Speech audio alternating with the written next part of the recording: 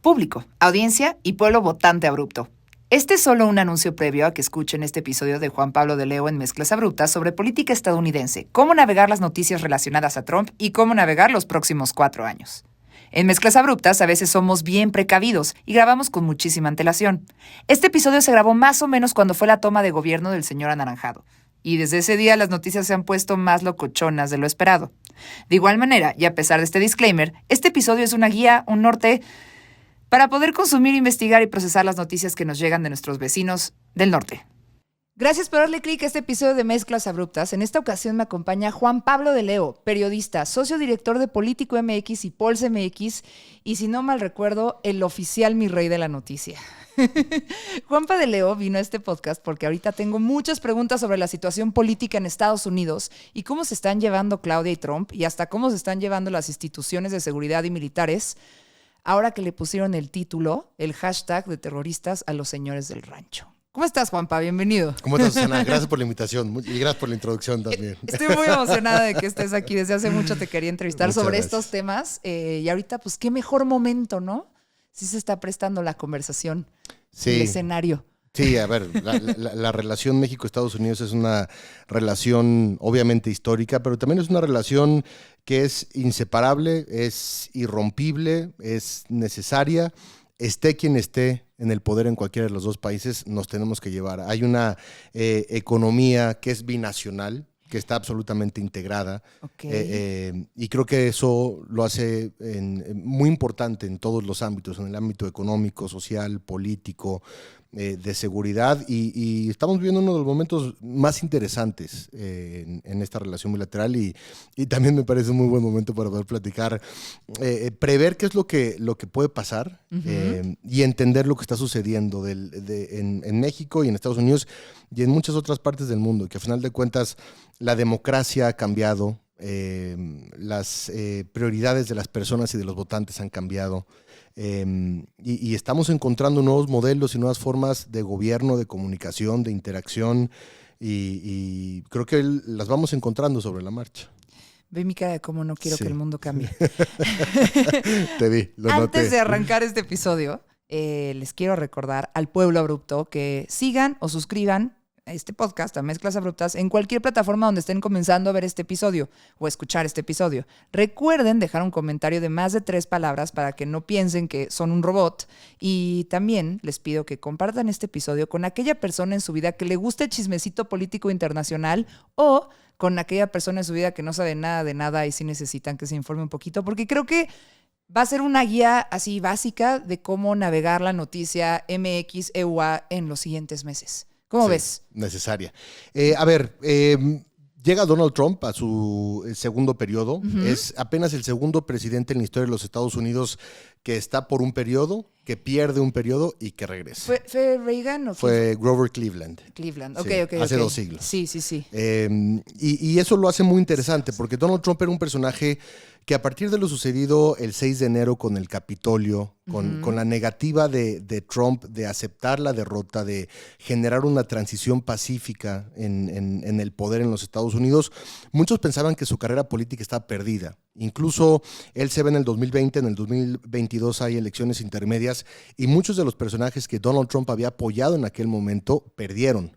Los republicanos pierden la elección intermedia en el 2022 y eso hacía a muchas personas pensar que estaba muerto políticamente, que no tenía regreso, que eran únicamente pataletas del berrinche que seguía haciendo, y por otra parte la posibilidad de que no iba a sobrevivir estas investigaciones en su contra, estos cargos en su contra que tenían que ver con abuso sexual, que tenían que ver con documentos clasificados, que tenían que ver con injerencia en una elección específicamente en el estado de Georgia, y todo parecía indicar que Donald Trump no iba a poder llegar a un segundo periodo. Y me parece que la gran sorpresa es que se recompone en 2 años. Yo no diría que fueron 4 años de recomposición. Yo creo que fueron 2 años, del 22 al 24, cuando Donald Trump se logra recomponer, comienzan las primarias republicanas y de pronto nos dimos cuenta que el movimiento MAGA, Make America Great Again, seguía vivo y estaba más vivo que nunca, a pesar de que no tuvieron una buena elección en el año 2022. Si quieres, ahorita platicamos de los demócratas y de lo que pasó con Kamala Harris y demás, que también me parece importantísimo y fundamental.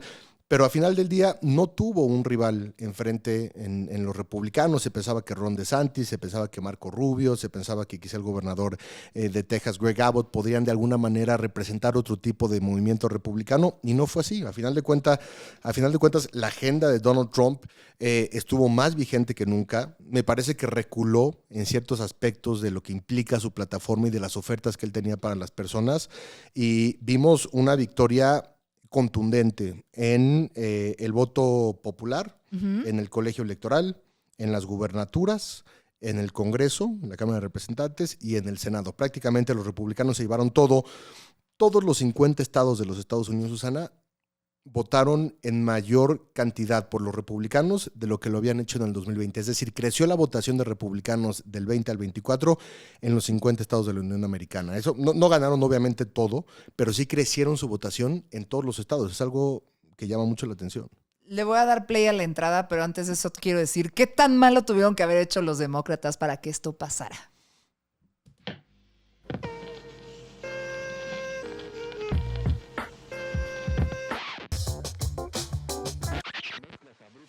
Mezclas abruptas con Susana Medina. Así es. Quiero que, para poner en contexto a El Pueblo Abrupto y sepan a qué te dedicas y por qué sabes tanto, nos platiques un poquito de la labor de Político MX y de Pols MX, ¿no? Ahí está el blog para que también hables del por negocio. Favor, y te agradezco mucho. Político MX es un medio de política digital especializado únicamente en política, sobre todo política nacional, política mexicana, pero también política internacional. Y Pols MX es el primer medio de encuestas en México. Ahí concentramos todas las encuestas de todas las encuestadoras, de todas las elecciones, pero también opinión pública, pero también encuestas de otros países. Ahorita cubrimos la elección de los Estados Unidos. Y la verdad es que es un proyecto con el que estoy muy agradecido. Es un proyecto que viene creciendo mucho a lo largo de los años. Creo que parte de la dirección que hemos tenido junto con Luciano Pasco y el querido Alfonso Basilio, el queridísimo Poncho Puntual, a quien también le mandamos muchísimos saludos, ha sido el mantenerlo lo más neutral posible. Creo que hay muchas tentaciones en el mundo digital. Por una parte, lo que implica la carrera de clics. Y el de pronto, no es crítica, simplemente cada quien elige su modelo de negocio. Sí. Y el de pronto, el trivializar el periodismo un poco para poder generar estos clics, el hacer clickbaiting, el manejar encabezados, ¿no? De pronto se va y entras a la nota y es, se va porque tiene vacaciones de 5 días. Bueno. Sí. O también está, y por otra parte, resistir la tentación editorial de alinearte ideológicamente con alguno de los movimientos políticos que hay en nuestro país. Creo que Político MX siempre se ha mantenido neutral, ha sido absolutamente apolítico, no político, perdón, apartidista, sumamente político y politizado, pero nos hemos mantenido partidistas y tratamos de mantener nuestra línea editorial lo más apegado a la verdad que se pueda, lo que quiera que eso signifique, y también lo hemos construido como un vehículo de comunicación entre la misma clase política. A últimas fechas hemos logrado generar ya también una audiencia mucho mayor, no solamente, digamos, especializada en el nicho de la política, sino hemos logrado distintos productos que le han generado mucho interés a las personas, y de pronto ya tenemos productos virales y videos virales que no solamente se quedan, digamos, en esa parte política. Y en el tema de las encuestas ha servido como una herramienta también de transparencia. Creo que todos lo vivimos en esta última elección del 2024 en nuestro país, en donde decíamos, puta, ¿a quién le vamos a hacer caso? Es que esta encuesta dice que está ganando Claudia por 40 puntos, esta dice que va ganando Xochitl, solo hubo una, pero bueno. Hay una encuesta que dice que Xochitl va ganando por 5 puntos, y de pronto Paul se ha convertido en ese espacio en donde a través de nuestras herramientas que son metodológicas, matemáticas, estadísticas, pudimos darle una claridad a las personas de decir, a ver, si sumamos y restamos y ponemos, y no es tan sencillo como eso, pero si generamos estos modelos matemáticos que nos permitan tener una media dentro de lo que son todas las encuestas, podemos darle a las personas una claridad respecto a cómo se encuentran las intenciones de voto. Ya ha servido muy bien, sigue siendo el único medio de encuestas en México, siempre copiado, nunca igualado, y manteniendo precisamente como esta ética periodística y profesional respecto a la transparencia y respecto a una herramienta que le pueda servir en la toma de decisión de las personas que van a estar votando o que, no sé, tienen algún interés en el tema de la opinión pública como tal, ¿no? Si yo puedo hacer además como venderles como bien el trabajo de Político MX, de Juanpa de Leo y de Poncho Puntual, que también tiene episodios acá en Mezclas Abruptas, es que son periodistas que saben hacer dos cosas muy bien. Una, siempre explican la noticia, ponen contexto. O sea, no nada más te dan la noticia y tú tienes que asumir quién es el secretario de no sé qué y el gobernador y el senador o si el no sé qué del presidente del partido. Como que siempre te explican quiénes son, qué estaba pasando y qué pasó ahora y qué podría pasar después. Eso es algo que me gusta mucho que hacen ellos como periodistas. Y la otra es que sí siento que son neutros. Sí se nota que no están tan cargados hacia ningún lugar. Creo que reconocen muy bien las cosas que hace, no sé, si lo hace Morena o si lo hace el PRI o si lo hace el PAN. Como que creo que destacan lo que está bien hecho, lo que está mal hecho parejo. Y eso es bien difícil de encontrar como ciudadano que sigue la noticia de una forma muy mortal sí. y mal hecha. Eso es como muy, muy chido de lo que hacen ustedes. Gracias, Ahora bien, muchas gracias. No, hombre, un gusto. Ahora bien. Juanpa de Leo en algún momento fue un niño. Sí. Era como Juanpi bebé. Sí. Un Juan Pablito. Juan Pablito. ¿Sabía que iba a ser periodista? De chico no. Okay. Mi papá es doctor y vengo de una familia de doctores. Mi abuelo era doctor, mi abuelo paterno era doctor, mi abuelo materno era doctor. Y a mí me llamaba mucho la medicina en un principio. Ya después que fui entrando a la adolescencia me di cuenta que no tenía lo que se necesitaba para ser doctor, hablando de la dedicación, el profesionalismo, la concentración y muchas otras cosas. Ya me gustaba mucho el deporte. Okay. Jugaba fútbol, soccer, hacía atletismo, jugaba voleibol, taekwondo, boxeo, hice de todo.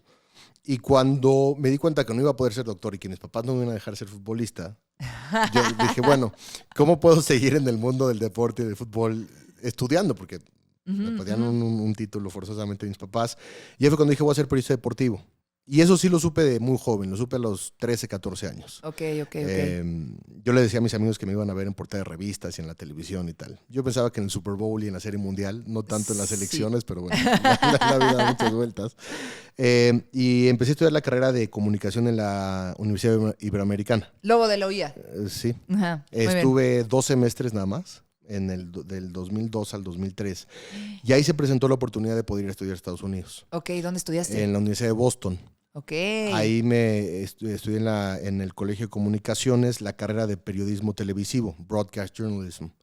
Y en ese momento yo llegué a Boston queriendo ser periodista deportivo todavía y tomé una materia en un verano, el primer verano, de relaciones internacionales. Okay. Que hablaba del poder suave, del soft power. Ajá. Me gustó mucho, me pareció sofisticado, me pareció complejo, me pareció muy interesante. Y a partir de ahí decidí ya moverme a un periodismo ya más político y de noticias en general. Y te diste cuenta que el deporte más emocionante es la política. Sí. Y mucha gente lo sigue no como sé si deporte. Me arrepiento, pero sí. Creo que una cosa que yo descubrí en mi vida es que mientras lo sigas como deporte, como entretenimiento, como curiosidad, puedes mantenerte informado de una forma que no te peguen las emociones, ¿no? O sea, obviamente ya cuando están pasando cosas horribles como la guerra o levantamientos o lo que sea que está pasando en Culiacán, no lo que sea que está pasando, sabemos que está pasando, como que siento que ahí pues no lo puedes ver con frivolidad, pero a veces solo ver cómo lo cubren los medios, cómo tienen sus posturas, cómo, o sea, hacerlo hasta como de cierta forma como cínica, uno, es mucho más nutritivo para tu cerebro y para tu ser informado como civil, pero dos, también te ayuda a sobrellevar la pesadez que es existir en el planeta Tierra con las formas de gobierno. A ver, yo te diría, yo creo que como mucho de lo que hacen los gringos, hacen de la política un espectáculo. Tú ves, a ver, parte de los sueños que yo tenía en algún momento en la universidad era, yo quiero estar en una convención republicana, quiero estar en una convención demócrata. Ves las imágenes de los 90s con Hillary Clinton y con Bill Clinton y ves los globos caer y los delegados votando y la arena llena y demás. Hacen de la política un espectáculo también. Incluso el colegio electoral es un espectáculo en cuanto a números, ¿no? ¿Cuánto vale cada uno de los estados y lo van sumando en la noche? Entonces, ya sumó 9 puntos en Arizona, ya sumó 12 puntos, ya sumó 20 puntos en California. Y lo vives como, efectivamente, un episodio de un supertazón, de cualquier evento de entretenimiento y que tiene que ver con esa parte de cómo manejan la política. Yo siempre he dicho que la política norteamericana es mucho más fácil que la política de México. Justo esa era la siguiente pregunta. No, sí. ¿Cómo es ¿Cómo es diferente la política en Estados Unidos? ¿Cómo es mejor y cómo es peor que acá? A ver, yo te diría, la política norteamericana es de mucho espectáculo. Ajá.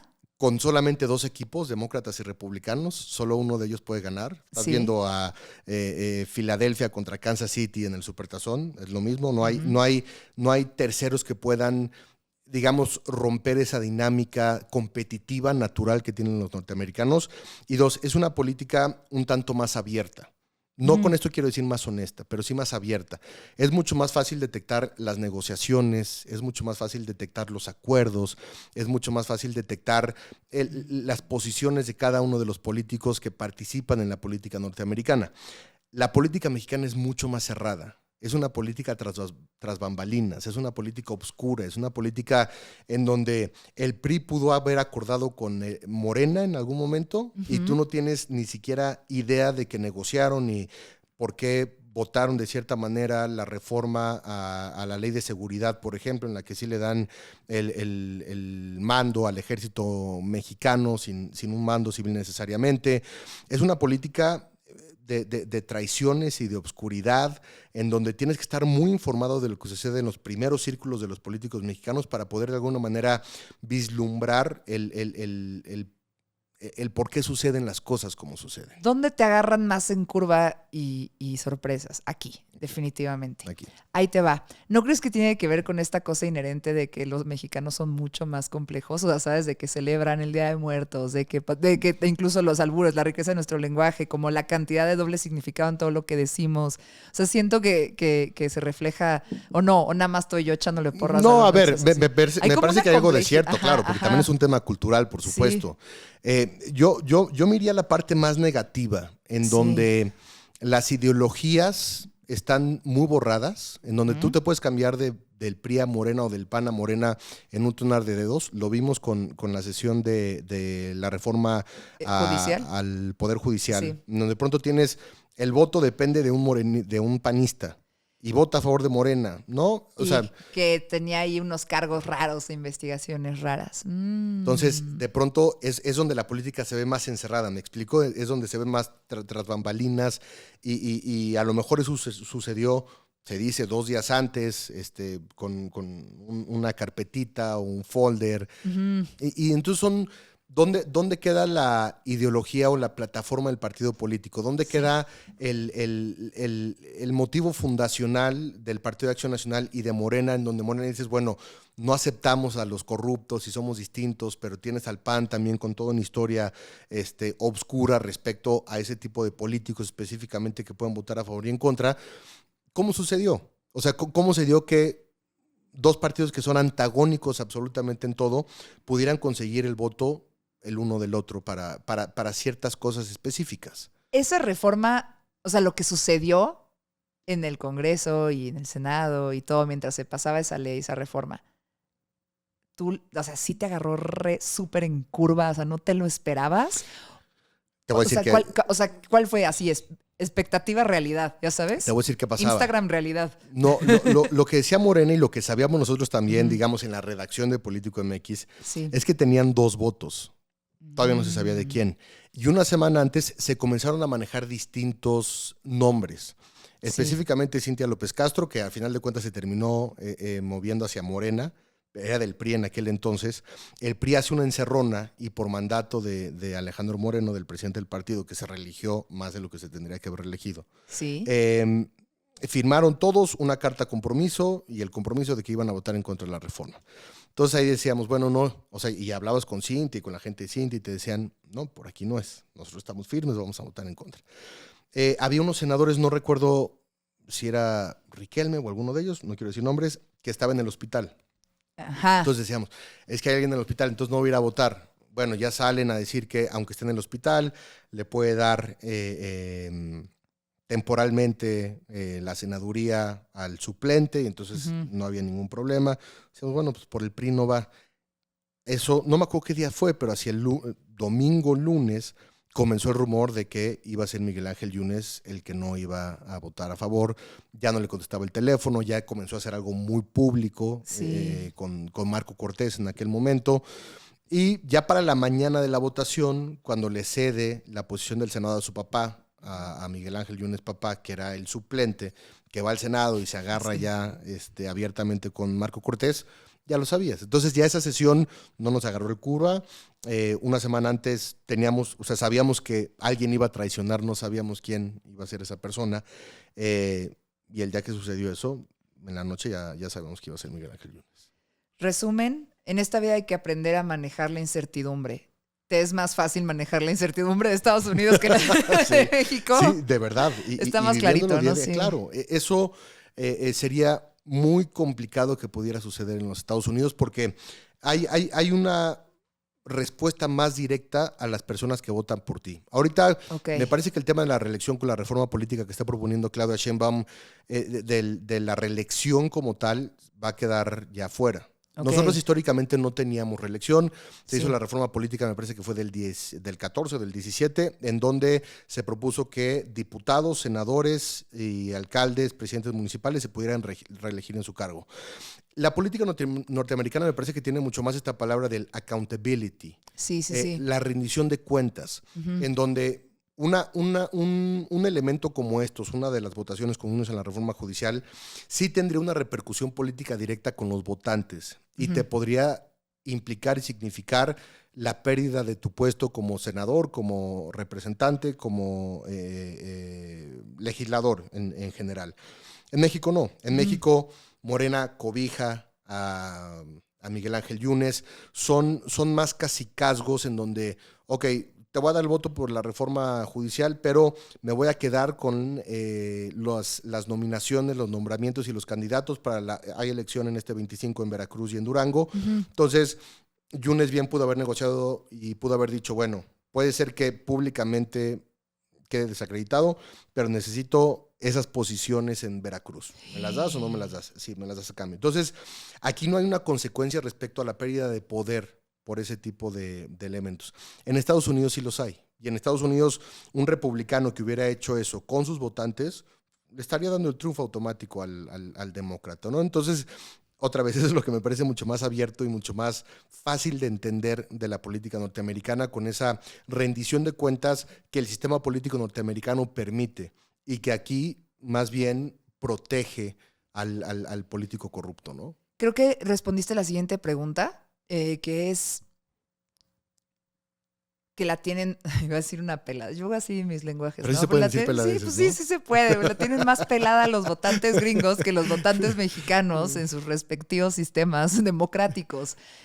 Porque sí, ni siquiera a partir del voto realmente podemos como obligar a esa no sé si lo que estoy diciendo es correcto, pero en realidad como esa rendición de cuentas está bien rara. O sea, para un votante que que no quería como premiar a la 4T y votar por Claudia, pues tenía que votar por el PRI y el PAN, y son, o sea, ideológicamente en teoría no son similares. Entonces, a mí me generaba conflicto.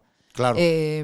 Saber elegir, saber por dónde, porque no había una forma realmente de... Yo por eso, ya, eso es en otro episodio, pero pues a mí el voto me parece una herramienta limitada para ejercer la democracia. Es solo una parte de lo que implica ejercer la democracia. De acuerdo. Y es bien, sí, la tienen más fácil los gringos. En ese sentido, también. Ah, sí. Oye, ya entrándole así directo al pinche Trump, ya regresó, ya está, sí, luego su toma de protesta. Y empezó a sacar un montón de executive orders. Sí. Las executive orders, ¿qué son? Y de las que sacó, ¿cuáles te sacaron más de onda? A ver, son muchísimas. Muchísimas. Son muchísimas. Ajá, o sea, fueron 200 me parece, los primeros 2 o 3 días, más las que se han acumulado hasta este momento que estamos platicando. Sí. Una orden ejecutiva es una orden presidencial. Es una orden del presidente para que se lleven a cabo ciertas acciones. ¿Qué sucede con Donald Trump específicamente? Hay presidentes que han tenido un mayor respeto por el límite de poder y la separación de poderes que implica una democracia republicana en una federación como lo es Estados Unidos. Yo puedo firmar y decir, Susana se va a llevar estas 3 cámaras. Ahí están, firmadas, llévatelas a tu casa. Y de pronto el dueño te puede decir, oye, espérate. Oye, es que me las dio Juan Pablo. Sí, pero es que no son de Juan Pablo. te las tengo que dar yo, las tienes que firmar su salida, las tienes que rentar, las tienes que regresar en 5 días y me tienes que dar tu credencial y tienes que dejar un depósito de 5,000 pesos. Y 7 copias. Y 7 copias, exactamente. Pero no tengo, pues bueno, aquí en la frente hay una papelería que no. Sí. Que no acepté, solo aceptan efectivo. Y esa es la separación de poderes en una democracia ejemplar como lo fue la norteamericana. Y ejemplar me refiero a que la mayoría de los países de Occidente se basaron en la democracia creada por los Estados Unidos, precisamente para evitar que, habiéndose separado de Reino Unido, de los ingleses en aquel momento, pudiera Estados Unidos tener un rey de nueva cuenta, ¿no? Entonces decían, aquí no puede llegar nadie y decir yo soy el mandamás y yo soy el rey, aquí tienes que platicar con el poder legislativo y platicar con el poder judicial. Entonces, varias de estas órdenes, y la que más controversia está causando ahorita y más presión judicial tiene, es la de el ser norteamericano por nacimiento. Okay. Entonces, Trump firma la orden ejecutiva y dice, yo, Donald Trump, prohíbo que alguien que nazca en Estados Unidos, que sea de padres ilegales, tenga la nacionalidad norteamericana. Ahí dicen los juzgados y dicen quienes han impuesto ya los amparos y demás.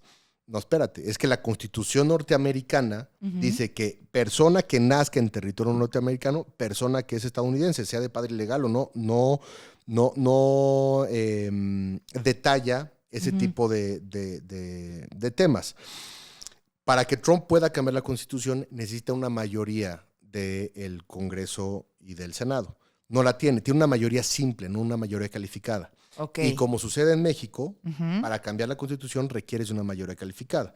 Entonces lo que le están diciendo en estos momentos a Donald Trump es, ok, muy bien que la hayas firmado y lo que tú quieras, pero esa orden ejecutiva es ilegal, es anticonstitucional, va en contra de la Constitución porque la Constitución está por encima de las leyes que el Ejecutivo quiera realizar o que el presidente quiera imponer a través de las órdenes ejecutivas. Entonces, puede firmar lo que quiera. Y entonces, a ver, ¿qué es lo que está haciendo? Él sabe. Es puro marketing, ¿no? O sea, nada más. Claro. Igual y no procede, pero él ya está demostrando que está haciendo cosas que cierto sector de su población y mostrándole a sus votantes quién es el enemigo. Entonces, de pronto, él lo que quiere hacer con todos estos elementos es decir, a ver, yo les estoy cumpliendo, yo les estoy firmando, pero vean quién quiere seguir recibiendo migrantes y quién le quiere seguir quitando su servicio social, su seguridad social, saturando los hospitales, saturando el país.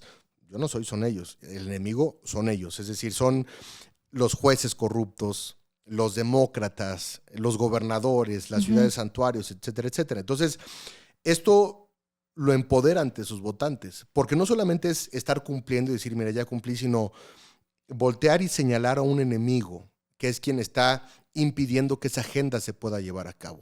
Va a ser un movimiento muy peligroso para los demócratas y para el Poder Judicial en general.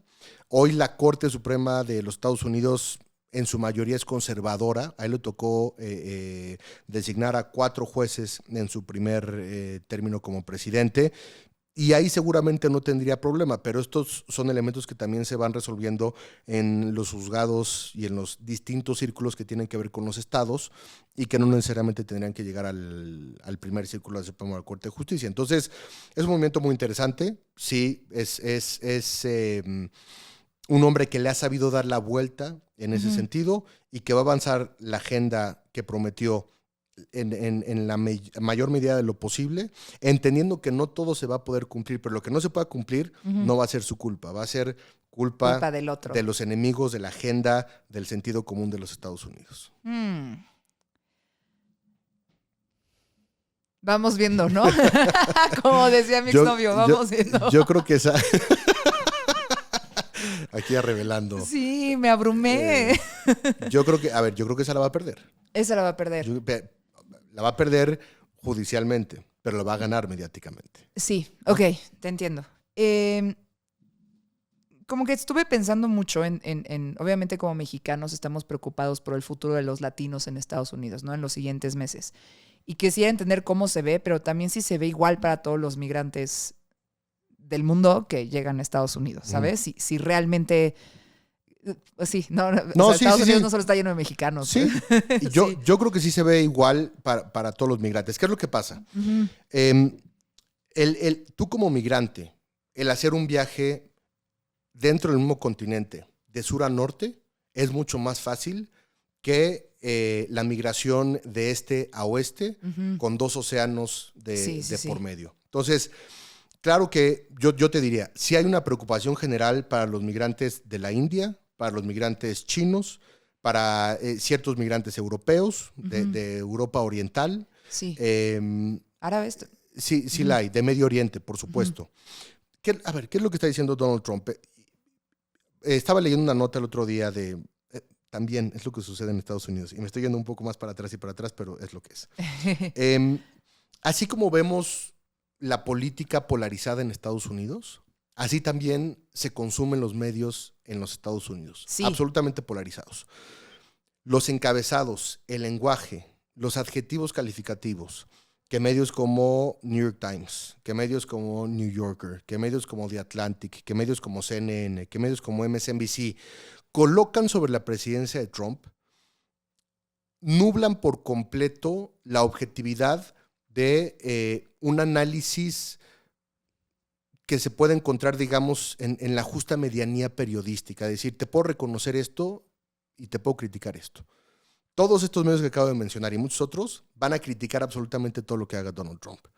Y tienes otros medios como Wall Street Journal, como Financial Times, como Fox News y muchos otros que ya no pertenecen al mainstream media, pero que han sido fundamentales también para la información en Estados Unidos, como puede ser Joe Rogan, como pueden ser Tucker Carlson, como puede ser el mismo Elon Musk a través de X.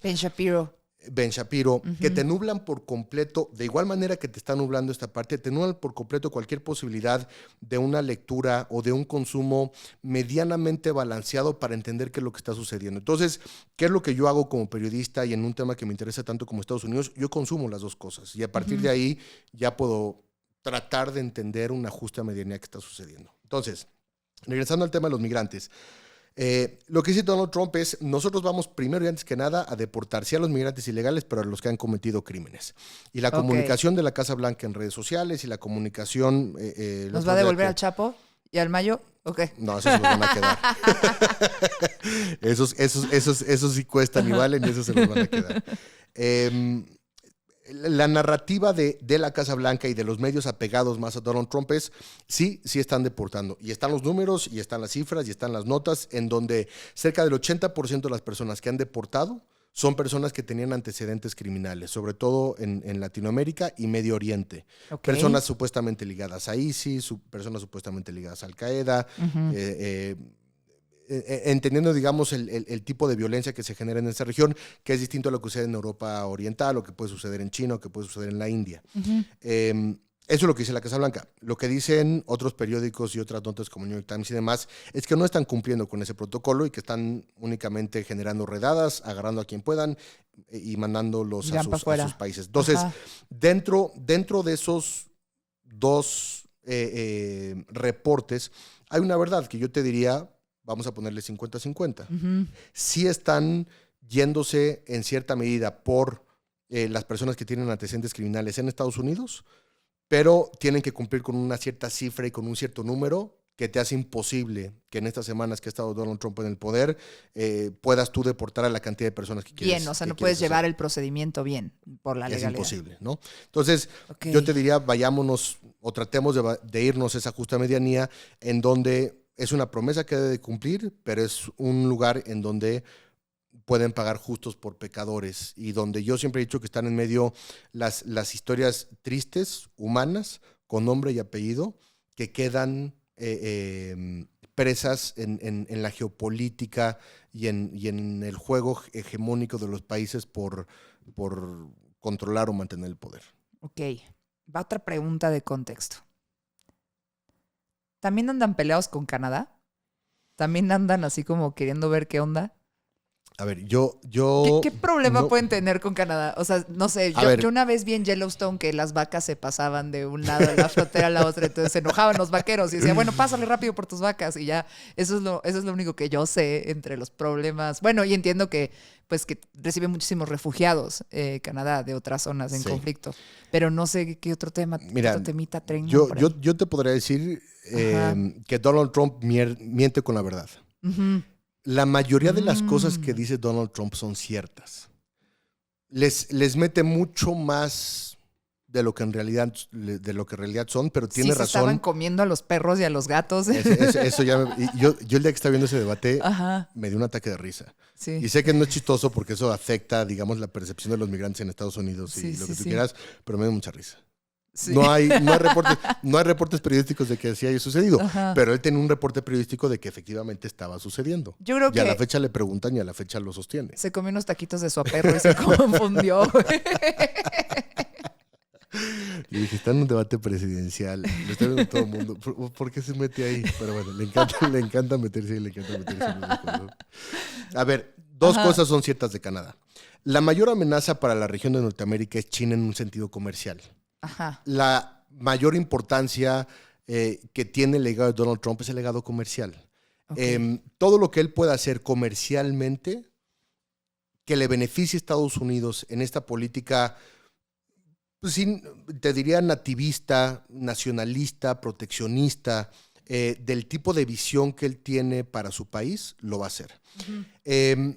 Sí hay un acercamiento comercial importantísimo de China con muchos países de la región. Sí, que si es por negligencia de los Estados Unidos o no, es otra muy buena discusión. Yo creo que en gran medida sí. Yo creo que en gran medida Estados Unidos se ha despreocupado mucho por la región de Norteamérica, Centroamérica y Sudamérica y el Caribe, y eso le ha permitido a China avanzar en maneras que amenazan esa hegemonía y ese liderazgo de Estados Unidos Sí. en la región y comercialmente. A pesar de que China también es dueño de la mayor deuda estadounidense, ¿no? Que ese Ok. también es otro tema y es otra plática. Lo que está intentando hacer Donald Trump en ese sentido es reducir en la mayor medida de lo posible la inversión y el comercio de China con países, sobre todo en Norteamérica, llámese Canadá y llámese México. Ujú. Y es muy cierto, no tengo los datos y las cifras en estos momentos, pero estoy seguro de que si nosotros vemos gráficas del tipo de comercio, intercambio comercial que hay entre China y Canadá, y lo que eso implica también para el cruce de la frontera, vamos a ver un crecimiento importante. ¿Qué es lo que dice Estados Unidos, tanto en México como en Canadá? Es que muchas de la manufactura que se está creando en estos países, que forma parte del libre comercio, que Canadá dice es que estos productos son canadienses y estos productos son mexicanos, no son en realidad ni canadienses ni mexicanos, son chinos. Como las gorras de Make America Great Again, que son chinas Y también. los llaveros. Yo ahorita me fui a la toma de posesión de Trump, estuve allá en Washington. Sí. Y les traje a todos mis Wow. compañeros de noticiero. ¿Y ahora estás en Mezclas llavero. Abruptas? Les traje regalito a todos un llavero conmemorativo de la toma de posesión del presidente 45-47 de los Estados Unidos, Donald Trump, de oro, hermoso, Make America Great Again. Se lo doy a un amigo, a Camil, que está en el noticiero conmigo. Y se empieza a reír. Y le digo, güey, ya sabía que te ibas a reír. Porque el llavero dice Made in China. Entonces, la osadía y la ironía de ese tipo de cuestiones, pero sí, es cierto y es verdad. Y eso sucedía a una cuadra de donde Donald Trump estaba tomando posesión y estaban vendiendo y tenías a la gente formada con sus gorras de Make America Great Again MAGA, claro, por supuesto, con puro producto chino. Sí. Oye, pues La entonces, ironía. ¿el diablo está en los detalles o más bien, o sea, o el diablo no está en los detalles o nadie ahí es el diablo? No, yo te diría que están los detalles, pero también te diría, el gobierno de Donald Trump es un gobierno de narrativas y de percepciones. Ajá. En la medida que, a ver, primero y antes que nada, sí tiene una visión distinta de país. Ujú. Y sí hay un cambio de paradigma con respecto a lo que hoy por hoy quieren los estadounidenses que sea Estados Unidos. Quieren redefinir lo que significa ser americano, estadounidense. Ok, Y tú redefines eso a través de las palabras. Las palabras son muy importantes. Yo creo que, sí. y yéndonos a Estados Unidos, hay discursos como el discurso de Gettysburg de Abraham Lincoln, que es considerado uno de los mejores discursos de la historia, 164 palabras únicamente, que redefinieron una presidencia que logró mantener unidos unida a la Unión, the Union en aquel momento, después de la Ok. Guerra Civil Norteamericana. Tienes personajes como John F. Kennedy, que hablaban de ir a la luna y que hablaban de preguntarse, no es lo que tu país puede hacer por ti, sino lo que tú puedes hacer por tu país, Ajá. que redefinió a toda una generación. Mucha gente te dice, Kennedy fue el mejor presidente de Estados Unidos. Hizo muy poco, estuvo muy poco. Pero cuando las palabras tienen un impacto importante, pueden redefinir la identidad de un país. No tiene que ser a través de acuerdos comerciales o legislaciones, o las palabras tienen un Puro impacto. discurso, pura narrativa. Si te vas a lo que hizo Winston Churchill en la Segunda Guerra Mundial con su discurso de sangre, sudor y lágrimas, que muchos lo consideran como el momento en el que se pudo detener el nazismo con el valor de una nación a través de ese discurso.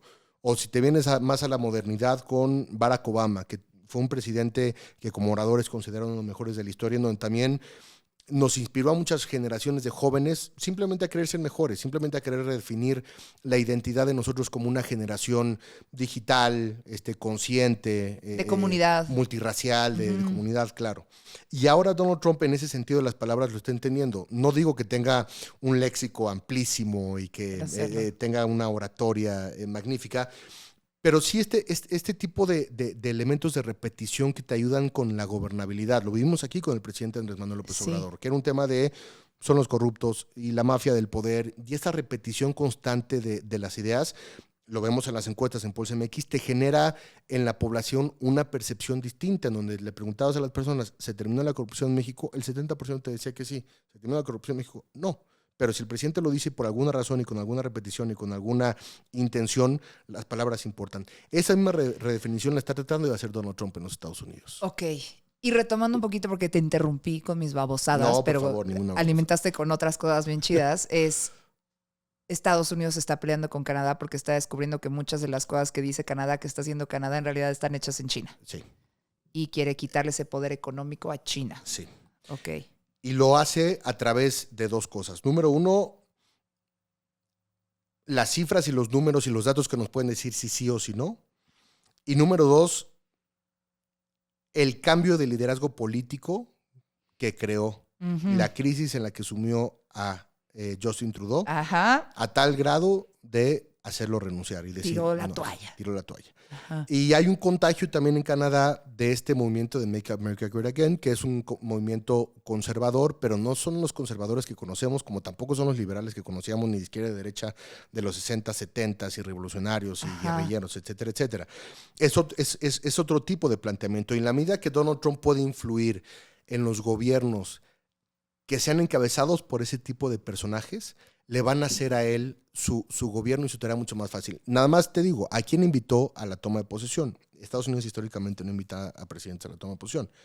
Invitó a Daniel Noboa de Ecuador, invitó a Giorgia Meloni de Italia, invitó a Nayib Bukele de El Salvador, invitó al expresidente de Brasil, que no pudo ir porque no tiene pasaporte, no puede salir de su país. ¿Lula? El otro, el de las... Sí. El que quemó Jair toda el Bolsonaro, Amazonas. Bolsonaro. Sí. Sí quemó el Amazonas, o yo lo estoy recordando así por algo. No, tuvo un gran problema con el Amazonas, sí, por supuesto. Sí, ¿no? Sí, fue con los grandes incendios y así. Después fue, ahí ya están haciendo desarrollos, ¿no? Así de que sí. Ajá. Son tipos que compaginan con la idea que él tiene de lo que debe de ser el gobierno.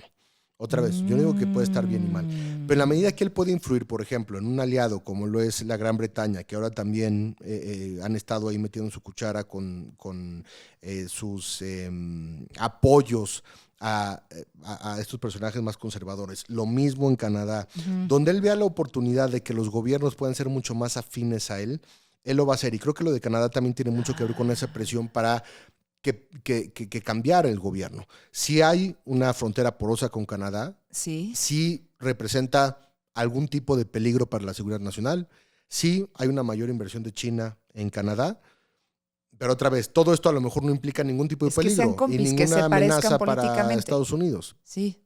Pero lo toma él y toma esa oportunidad para de alguna manera intentar ingerir en gobiernos internacionales que pudieran terminar con personajes más afines a él, que serían más afines a su agenda y que le permitirán avanzar mucho más rápido en las cuestiones que a él le convienen. ¿Y qué opinas de la broligarchy? ¿Qué tenemos que entender al respecto? Si están ahí todos los bros del mundo de la tecnología y los hombres más millonarios de Estados Unidos en esa toma de posesión. Yo creo que ellos se vieron buleados los primeros 4 años. Ajá. Y creo que ningún empresario quiere ser buleado por el presidente de una nación en donde tú tienes tu propia sede. Yo no sé si el cambio de pensamiento de Mark Zuckerberg sea auténtico y en verdad Yo no sé si... se- O yo no sé si viviendo el buleo de esos 4 años Ajá. hayan decidido empezar, por lo menos empezar en paz con el nuevo presidente y quizá tener 4 años en donde no se les sobreregule, como sucedió, por ejemplo, con Joe Biden en cuestión de temas de inteligencia artificial, de libertad de expresión y libre discurso, Sí. y de monopolios también. Ujú. Sí, los 4 años de Biden fueron muy desgastantes para todos ellos porque se metió Sí. mucho a esa parte y a ese esquema regulatorio. Fue demasiado confrontacional, ¿no? También, o sea, Biden como... Sí, Ajá. sí. Y a ver, lo decía Zuckerberg en la entrevista con Joe Rogan hace poco, en cuanto a las peticiones que hicieron durante el COVID. El COVID afectó mucho también esa relación entre Biden y la Broligarchy o El Broligarchy. Broligarchy. Sí. Y yo creo que, a ver, de inicio y de saque, creo que prefieren empezar en paz que confrontados. Ajá. Creo que de inicio le están dando el beneficio de la duda.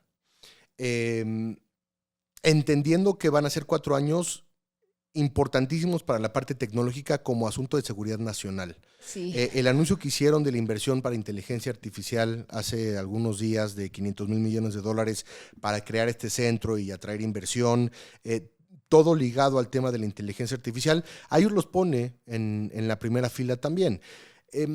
A ver, siempre los recursos van a ser fundamentales para un país. El petróleo sobre todo y los minerales. Pero también las ideas y la innovación y la propiedad intelectual es fundamental hoy por hoy para los Estados Unidos, entendiendo que eventualmente los recursos se van a terminar y no van a implicar, no van a ser una relación directa del poder hegemónico a partir de cuánto petróleo tienes, como sí lo fue en algún momento en el imperialismo de la humanidad, que necesitabas más tierra y más recursos para poder ser más rico. Hoy por hoy, si tú ves las empresas más poderosas y más importantes del mundo, son empresas tecnológicas. Y tienes empresas como Nvidia, y tienes empresas como Apple, y tienes empresas como Microsoft, y tienes empresas como OpenAI, y como Meta, y como X, que para Estados Unidos implican no solamente un elemento de riqueza, sino un elemento de poder también fundamental. Y en la medida que ellos puedan detonar ese crecimiento intelectual dentro de las herramientas digitales, en esa medida van a tener una ventaja sobre los demás países. Y yo creo que es algo que Donald Trump ha entendido muy bien a partir de tener un hombre como Elon Musk junto a él. Y a partir de la transformación que ha tenido la economía norteamericana desde el boom del .com con Bill Clinton. Entonces, yo creo que son muchos elementos. Como siempre, yo no le busco una sola respuesta a las cosas. Sí creo que tiene que ver primero con una buena relación con Trump, con un beneficio de la duda con respecto a el standing, la posición que tiene Estados Unidos hoy por hoy ante el mundo, que es una posición muy debilitada en temas de infraestructura, en temas de capacidades, en temas de PIB económico, etcétera, etcétera. Y por otra parte, el poder detonar a la economía norteamericana desde la propiedad intelectual, de lo que implican hoy las grandes mentes en la parte tecnológica, que Estados Unidos se convierta en un hub de atracción, de talento de todo el mundo, en donde cuando tú quieras iniciar un unicornio o quieras generar una ronda de inversión para temas tecnológicos, sea Estados Unidos el lugar en donde se puede hacer. A mí no me parece una mala jugada. Pues no. Y creo que también me estás diciendo, vamos viendo. Vamos viendo. Como decía aquel, sí, vamos viendo. Porque te voy a decir que a mí no me gusta mucho y sé que como periodistas de pronto tenemos esta tentación, pero escandalizarse, no, decir que se acabó la democracia o así. No, ni siquiera, pero esta bola de cristal, ¿no? Decir, es que ¿qué va a pasar? Es que nadie sabemos qué va a pasar. Es que pueden pasar tantas cosas. O sea, a ver, estamos aquí para platicar y para analizar, y desde el análisis y los contextos puedes prever ciertas posibilidades. Pero la realidad es que ni los economistas, tú le puedes preguntar a un economista cuánto va a quedar el dólar en diciembre, el peso frente al dólar en diciembre. A lo mejor en 27 te dice alguien, 28 te dice alguien, 29 te dice alguien, 21, nadie sabe. ¿Qué va a pasar con Trump y Elon Musk? Seguramente se van a pelear. Sí, igual y se van a pelear. Igual y no se pelean en los 4 años, igual sucede mucho. Entonces, el prever o el vaticinar qué es lo que va a suceder en temas con tanta incertidumbre, con tantas tuercas alrededor y demás, entonces es muy complicado, digamos como viendo hacia futuro, pero por eso el vamos viendo me encantó, creo que es una frase filosófica. Sí. A mí cuando me la decían no sabes cómo me emputaba y luego ya después de un tiempo entendí para qué se usa y cómo usar, o sea, para qué sirve y cómo usarla. Sí, sí, sí. Vamos viendo. Oye, nunca te puedes equivocar. Regresando a temas, ¿verdad que no? Sí. Regresando a temas de Canadá, México y Estados Unidos, quiero abrir puerta a las preguntas del pueblo abrupto que hicimos en el canal de difusión en el Instagram. Les dijimos, oigan, va a venir Juanpa de Leo, el mi rey de la noticia, a hablar de Estados Unidos. Manden sus preguntas. Y la verdad es que casi todas fueron algunitas, pero te voy a hacer dos preguntas del pueblo abrupto. Una que fue mandada por Yo Moy y por Emma Roquín, y las dos eran sobre qué pasará con el Tratado de Libre Comercio. ¿Cómo pinta la cosa? ¿Qué tenemos? ¿Cómo se va a desarrollar esa noticia? ¿De qué hay que estar atentos? A ver, hay que estar atentos a dos cosas. El tema de los aranceles y el inicio de la revisión y renegociación del Tratado de Libre Comercio. Okay. Se dice que Donald Trump quiere adelantar la renegociación. Yo creo que sí va a ser antes de lo que estamos previendo. ¿Por qué? Porque Donald Trump va a estar 4 años en la presidencia, si no es que los republicanos cambien en el Congreso el que pudiera tener un tercer término, es otro tema. Pero él necesita de manera urgente formalizar el tipo de relación que va a tener con México específicamente. Yo sí creo que se va a adelantar en ese sentido. Hay varias controversias comerciales en estos momentos de México con Estados Unidos por varios temas. El maíz amarillo es uno de ellos, el tema del maíz transgénico. El tema de algunos sindicatos también es otro de los temas. Y el tema de las autopartes. ¿Dónde existe la mayor posibilidad de choque entre México y Estados Unidos en el tema del Tratado de Libre Comercio? Es en el tema de las automotrices. Okay. Una de las grandes promesas que hizo Donald Trump en su campaña, y si se mantiene como lo hemos visto hasta ahora en el inicio de su presidencia, es regresar mucha de la manufactura y el armado automotriz a los Estados Unidos. Okay.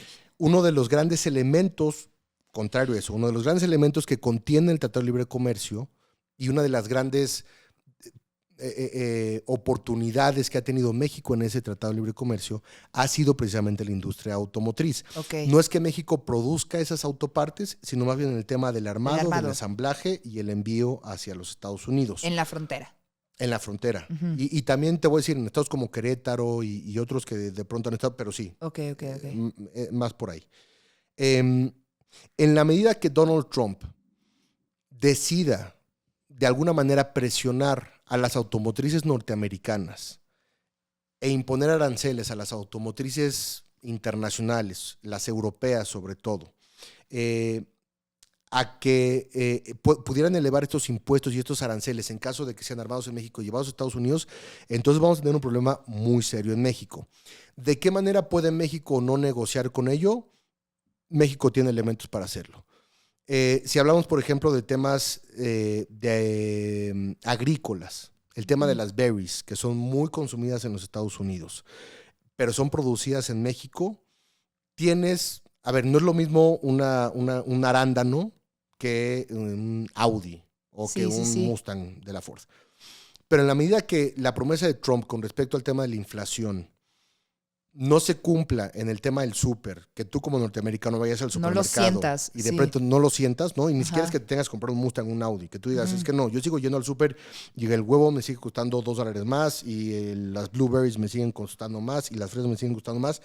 Eso le va a complicar a Donald Trump en la parte de gobernabilidad.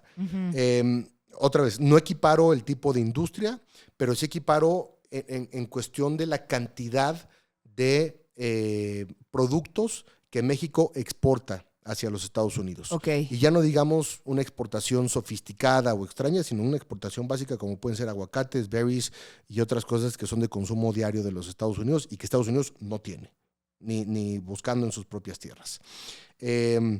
Entonces, yo creo que el tema de los aranceles, a partir de la industria de los automóviles en México, es el más grande peligro que puede llegar a tener México y la más grande presión que puede tener en la renegociación del Tratado de Libre Comercio. En la primera administración de Trump, que se renegoció y firmó el nuevo Telecán, no nos fue mal, ahí estuvo. Yo creo que eso es una buena experiencia, incluso te podría decir que eso es era un Trump mucho más buena onda. Visceral. No, era más visceral. ¿Sientes que era más visceral antes? Yo sí creo. Yo creo que hoy tiene Estados Unidos un presidente mucho más consciente de lo que es el gobierno de Estados Unidos, mucho más consciente de lo que puede y no puede hacer, con una mayor experiencia de cómo negociar con los países porque es un buen negociador. A ver, y te digo, y regresamos ahorita al tema del Tratado de Libre Comercio, pero te voy a decir un cambio que yo he notado que me parece un cambio importante. Inició su primera presidencia señalando y apuntando a los mexicanos que eran violadores, rateros y de lo peor, y prometiendo construir un muro. Sí. Hoy esa narrativa ha cambiado. La intención sigue siendo la misma, pero hoy ya no habla... Tariffs. Sí, y hoy ya no habla de mexicanos, sino dice, we're gonna get all the Mexicans out and Mexicans. Ya no dice eso, dice los ilegales. O sea, creo que sí es un aprendizaje en donde la intención sigue siendo la misma, pero la visceralidad y la experiencia le ha transformado, digamos, esta parte de... Está puliendo su copy. Pues sí, ya no promete el muro. O sea, ya el muro no fue parte de su campaña. Y ahorita ya nadie habla del muro. Ya no habla de nacionalidades en específico, sino habla de un tema de legal e ilegalidad, de la ley y el orden, del sentido común. Y dejó de personalizar y dejó de insultar y dejó de señalar para, de otra manera, seguir haciendo lo mismo. ¿Me explico? Entonces, yo sí creo que el Trump de los primeros 4 años era un tipo mucho más violento, mucho más agresivo, mucho más berrinchudo, mucho menos entendido, con mucho menos apoyo, con mucho desconocimiento de cómo funcionaba el gobierno de los Estados Unidos. Y hoy tiene esa experiencia, ha pulido esa experiencia, y sí creo que las cosas para México pueden ser más fáciles en cierta medida, una vez que ya sobrevivimos, digamos, esa primera parte de su presidencia. Ok. Va una pregunta de otra del Pueblo Abrupto, @SusiReina, SUCTRN de Lluvia en inglés. ¿Qué va a pasar con el Mundial? No, México, Canadá, Estados Unidos. El Mundial se va a llevar. Todo, sí, ¿verdad? El Mundial está, no. Pero ¿no podrías pensar que es uno de los momentos de mayor tensión en América del Norte? ¿Qué coincidencia, ¿no? Qué raro. No sé. A ver, dame un poquito más de... Pues mira, cuando se anunció ese mundial, ¿qué fue? No, fue después del de Rusia, ¿no? Sí. Sí, más o menos. O sea, como que pues se armó. Habrá sido en el 20, ¿no? ¿Rusia qué fue? ¿18? 18. Rusia 18.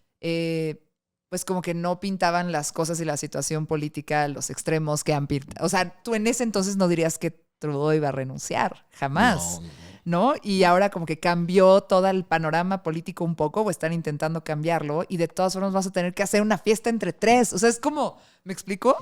Es como Vicky Cristina Barcelona. De la política y el fútbol. O sea, va a estar tenso, va a estar raro. O no sé, o igual y yo no. O sea, yo sí creo que va a estar tenso. Yo no lo veo. ¿No? No veo un mundial de tensión.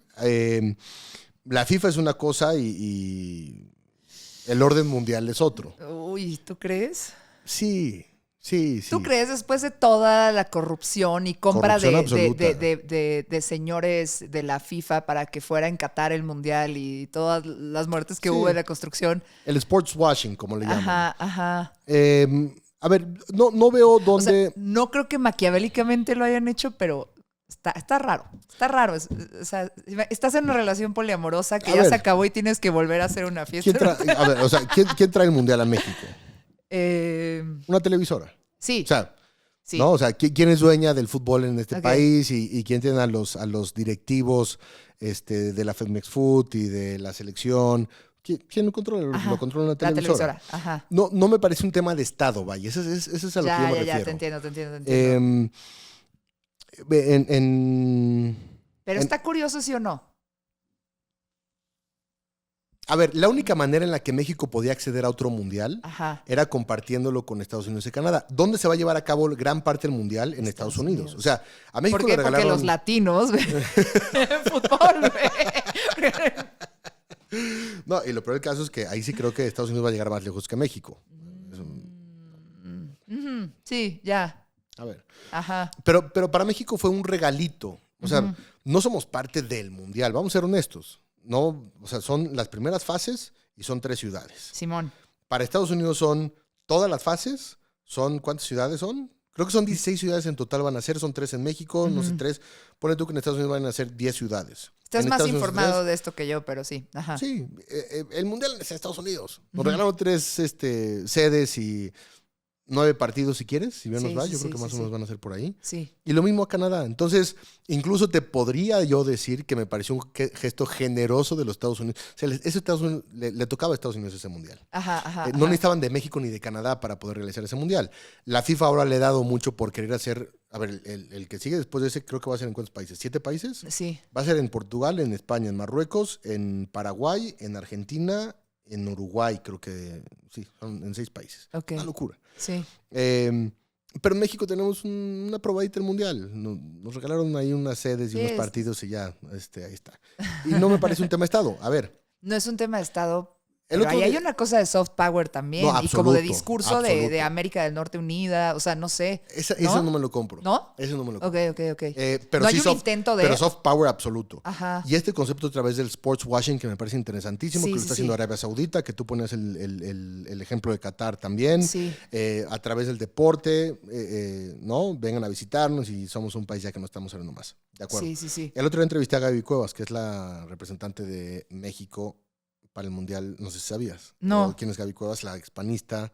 Es la ahora representante de morenista. México. ¿Ah, sí? Es la representante de México para el Mundial del 2025 o 6. ¿Cuándo es el Mundial? 25, ¿no? 26. 26. El Mundial del 2026.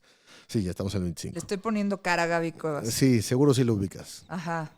Ella fue alcaldesa de la Miguel Hidalgo en algún momento. Ajá. ¿Sí lo ubicas o no lo ubicas? No. What's Bueno, her face? Ella. Sí. Ella. Ajá.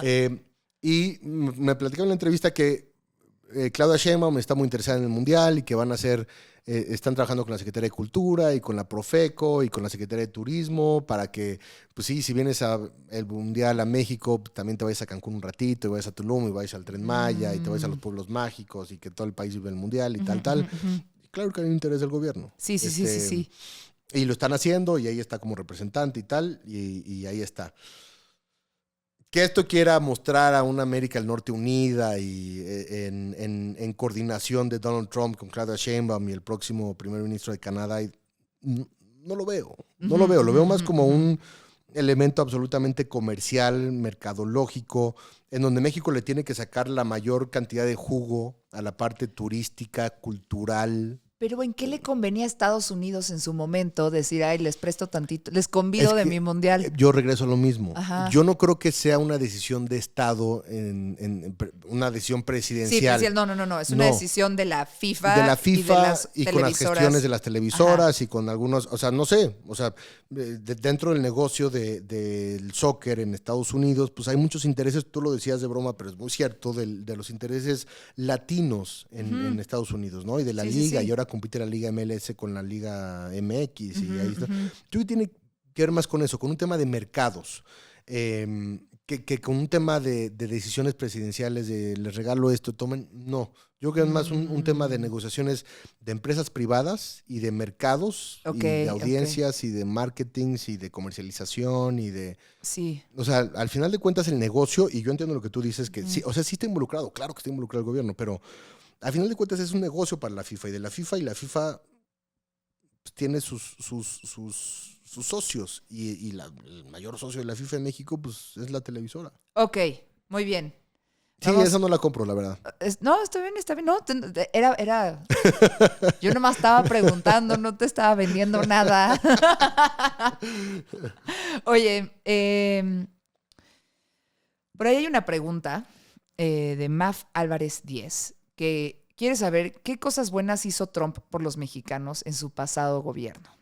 Qué buena pregunta. Ajá. Qué buena pregunta. Se me hizo rarísima. Pero Yo hubiera muy buena asumido pregunta. por armapedos que no. Que nada. Pero, A ver, ajá. yo te voy a decir otra cosa. Sí. ahora que fue la toma de posesión en Washington, tuve la oportunidad de ir a un par de balls de estos, de las galas del presidente. Ok. Me impresionó la cantidad de empresarios mexicanos en Estados Unidos que asistían, digamos, a esos eventos. Se elevó el número de votación de los hispanos, incluyendo los mexicanos, del 16, 20 y 24 con respecto a Donald Trump. Uh-huh. Algo están viendo en la comunidad hispana y en la comunidad mexicana en Estados Unidos que les conviene la llegada de Donald Trump. No sé si por negligencia de los demócratas o por mérito de Trump, pero algo está pasando. Ok. A ver, me parece muy buena pregunta. Nunca la había pensado. Sí. Hay mucha comunidad mexicana ya establecida en Estados Unidos. Hayan llegado como hayan llegado, son segunda, tercera, cuarta generación en donde ya no tienen el problema de este estigma de la ilegalidad, sino que han estado ahí durante mucho tiempo. Trump sí ha sido muy bueno para las empresas, pequeñas, medianas y grandes empresas. Fue un presidente que en su primer periodo quitó mucha regulación del gobierno para poder crear empresas. Yo pensaría que muchos emprendedores mexicanos que viven sin problema de ilegalidad en Estados Unidos tuvieron buenos años con Donald Trump hasta que llegó el COVID, porque hay que recordar que a Trump le pegó el COVID directo, y eso sí he visto las cifras del PIB, de salarios, de empleo, y todo en Estados Unidos iba así, con Donald Trump hacia arriba, y hasta que llegó el COVID se cayó y terminó en números preocupantes, y que uno de los méritos de Biden fue de alguna manera estabilizarlos. Entonces yo pensaría que hay que pensar en las circunstancias, en dos tipos de circunstancias en las que están los mexicanos en Estados Unidos, que es la legalidad y la ilegalidad. Y me parece que para los mexicanos que están allá de manera legal,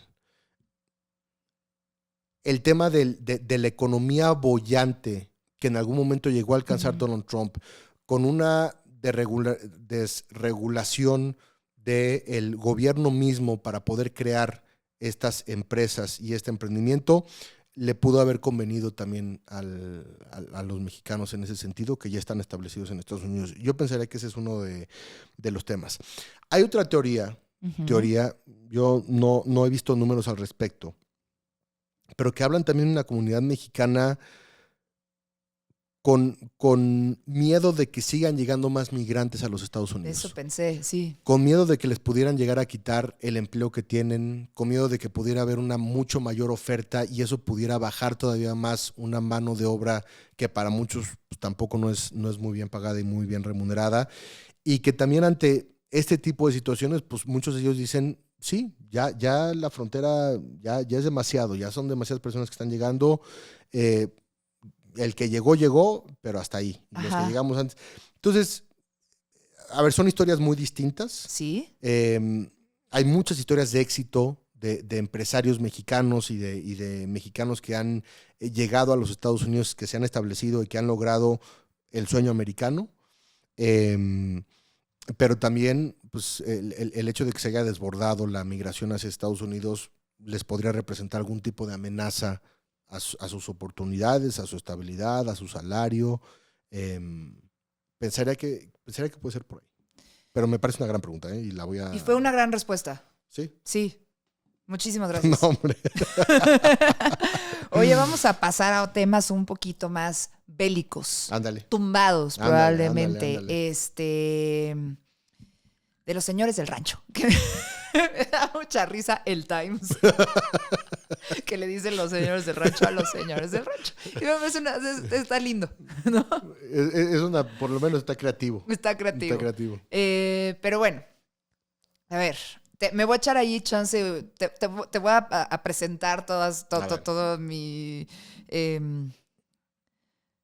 tren de pensamiento alrededor de las noticias que desde, pues sí, a finales del año pasado empezaron a desarrollarse en nuestro país y en Estados Unidos, y con la pues sí, como injerencia que Estados Unidos ha tenido en agarrar a ciertos capos del crimen organizado en México, a veces sancionado, a veces no sancionado, y luego ya sabes, sale el podcast de Narcosistema de Anabel Hernández, y entonces ya tengo más información de esto en este momento y tengo muchas preguntas, y más porque ya les pusieron el hashtag de terrorismo a las organizaciones De crimen organizado, criminales. sí.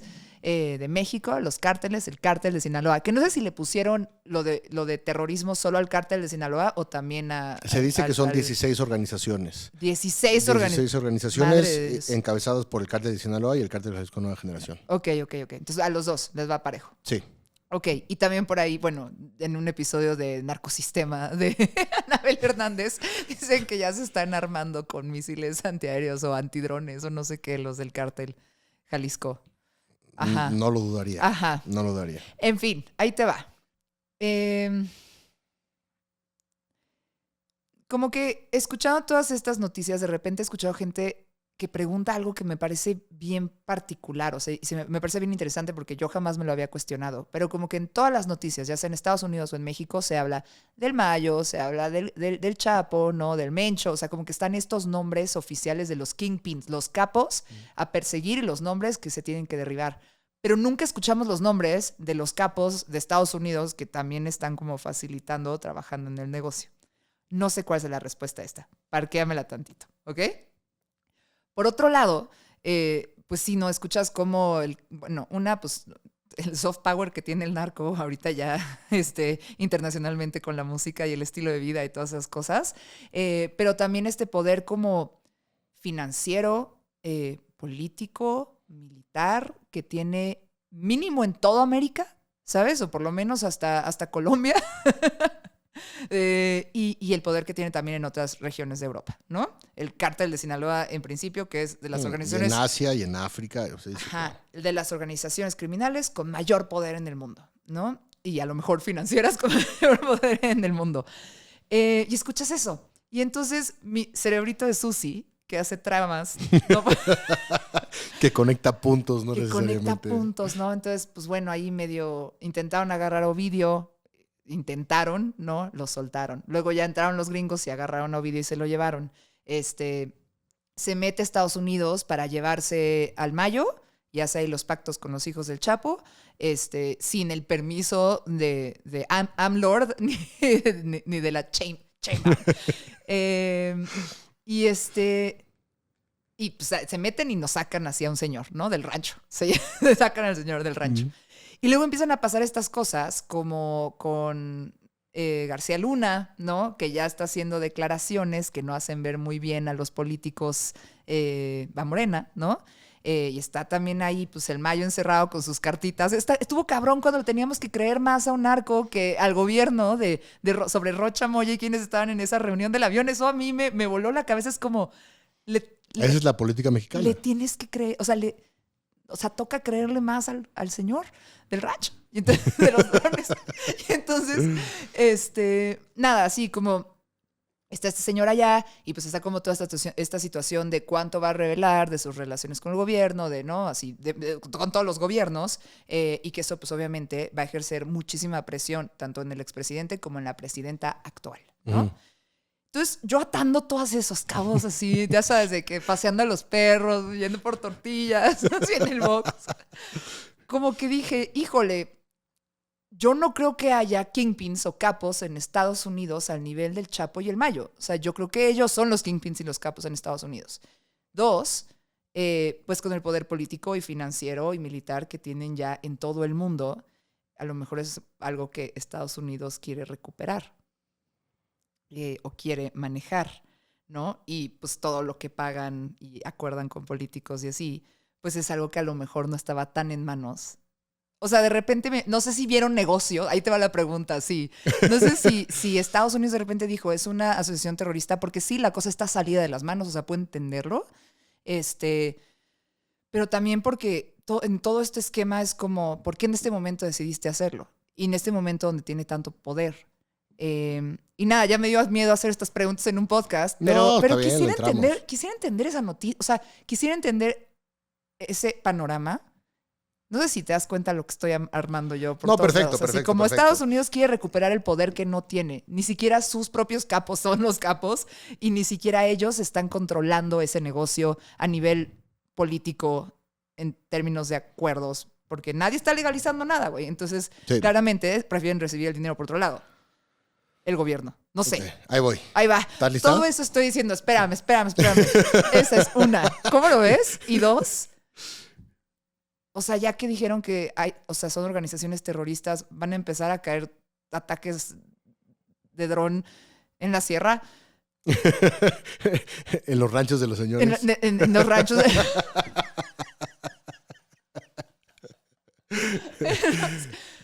Ahí te va.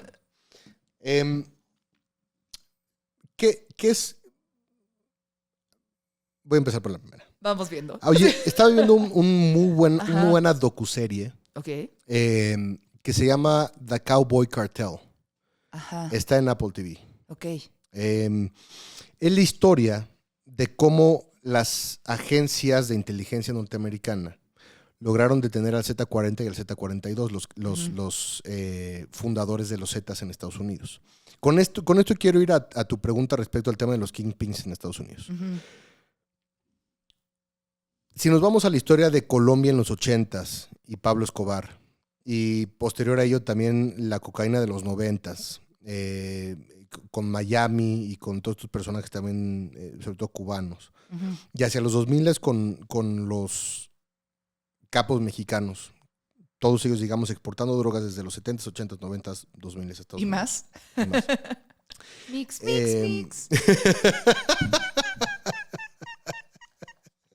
Voy a hacer algo para que saques la hora de Luis Miguel de alguna manera. Lo voy a pensar, lo vamos a... Aquí siempre es la hora de Luis Miguel. Lo que sucede es que sí han habido grandes capos en América Latina que han ejercido sus negocios en Estados Unidos. Es decir, Ajá. los capos efectivamente no están en Estados Unidos. Ujú. Esta primera pregunta va a contestar tu segunda pregunta respecto al tema de las organizaciones terroristas. ¿Qué es lo que ha sucedido con ellos? Los grandes capos se han hecho de socios en Estados Unidos que les ayudan con la distribución, con el lavado, con la operación, con los cruces, con muchas otras cosas que les han permitido a los capos latinoamericanos ejercer y mantener ese poder sobre Estados Unidos. Ujú. Efectivamente, no existen capos en Estados Unidos porque en Estados Unidos no se produce la droga. Y lo más importante y lo más poderoso para estos personajes es cómo se produce la droga y cómo la cruzas a los Estados Unidos. Ujú. Entonces, si en Estados Unidos tienes a elementos de segundo, tercer y cuarto nivel que operan para los grandes capos en Estados Unidos. Por eso no escuchamos de esos personajes, porque no existen esos personajes en Estados Unidos. Son personajes, digamos, menores, me refiero en comparación a los grandes capos, que sí distribuyen el paquete en la colonia, en el Bronx y en Brickell de Miami, o sea, en los distintos lugares.